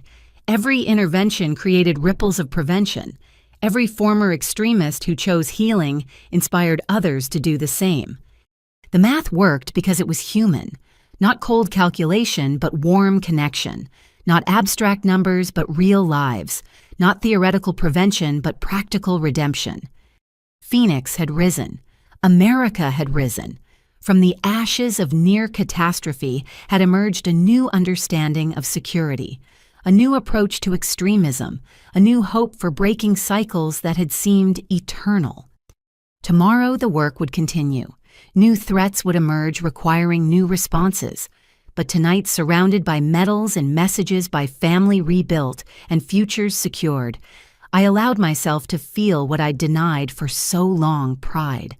Not in the medals or recognition, but in the transformation. Mine, my family's, my country's. We'd proven that the worst moments don't define us. Our response to them does. And our response had been to transform destruction into construction, to convert endings into beginnings, to rise from ashes stronger and more compassionate than before. That was the ultimate triumph. Not victory over enemies, but transformation of them. Not preventing one catastrophe, but preventing the need for such prevention. Not saving lives once, but creating systems that saved them continuously. Agent Phoenix had completed her mission. Director Morrison was beginning hers. And somewhere between the two, Casey Morrison, daughter, sister, American, had found her purpose in the place where salvation met redemption, where mathematics became human, where the phoenix rising lifted all who chose to grasp its wings. The story ended where it began, with family, with choice, with the thin line between who we are and who we might become. But now that line was a bridge, not a barrier, a path to transformation, not a wall of separation. And on that bridge, phoenix after phoenix rose, each lifting the next, until the sky filled with wings of redemption, and the ashes below forgot they'd ever been anything but fertile ground for new beginnings.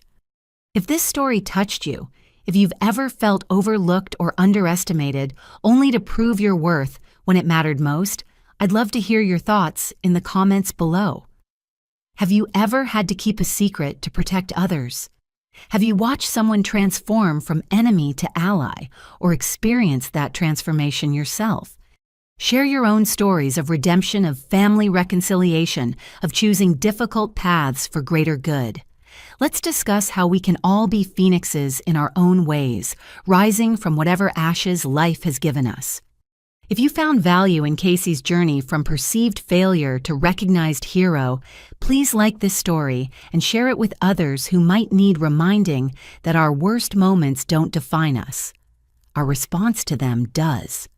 Subscribe to hear more stories of ordinary people facing extraordinary circumstances, of families torn apart and rebuilt stronger, of the thin lines between perception and reality that shape all our lives. Thank you for joining me on this journey through deception, salvation, and redemption. May you find your own phoenix moment, and may you lift others when you rise. Remember, sometimes the greatest heroes are hidden in plain sight, dismissed by those who should know them best. Sometimes salvation comes wrapped in sacrifice, and sometimes the person everyone counts as a failure is secretly saving the world. Until next time, keep rising.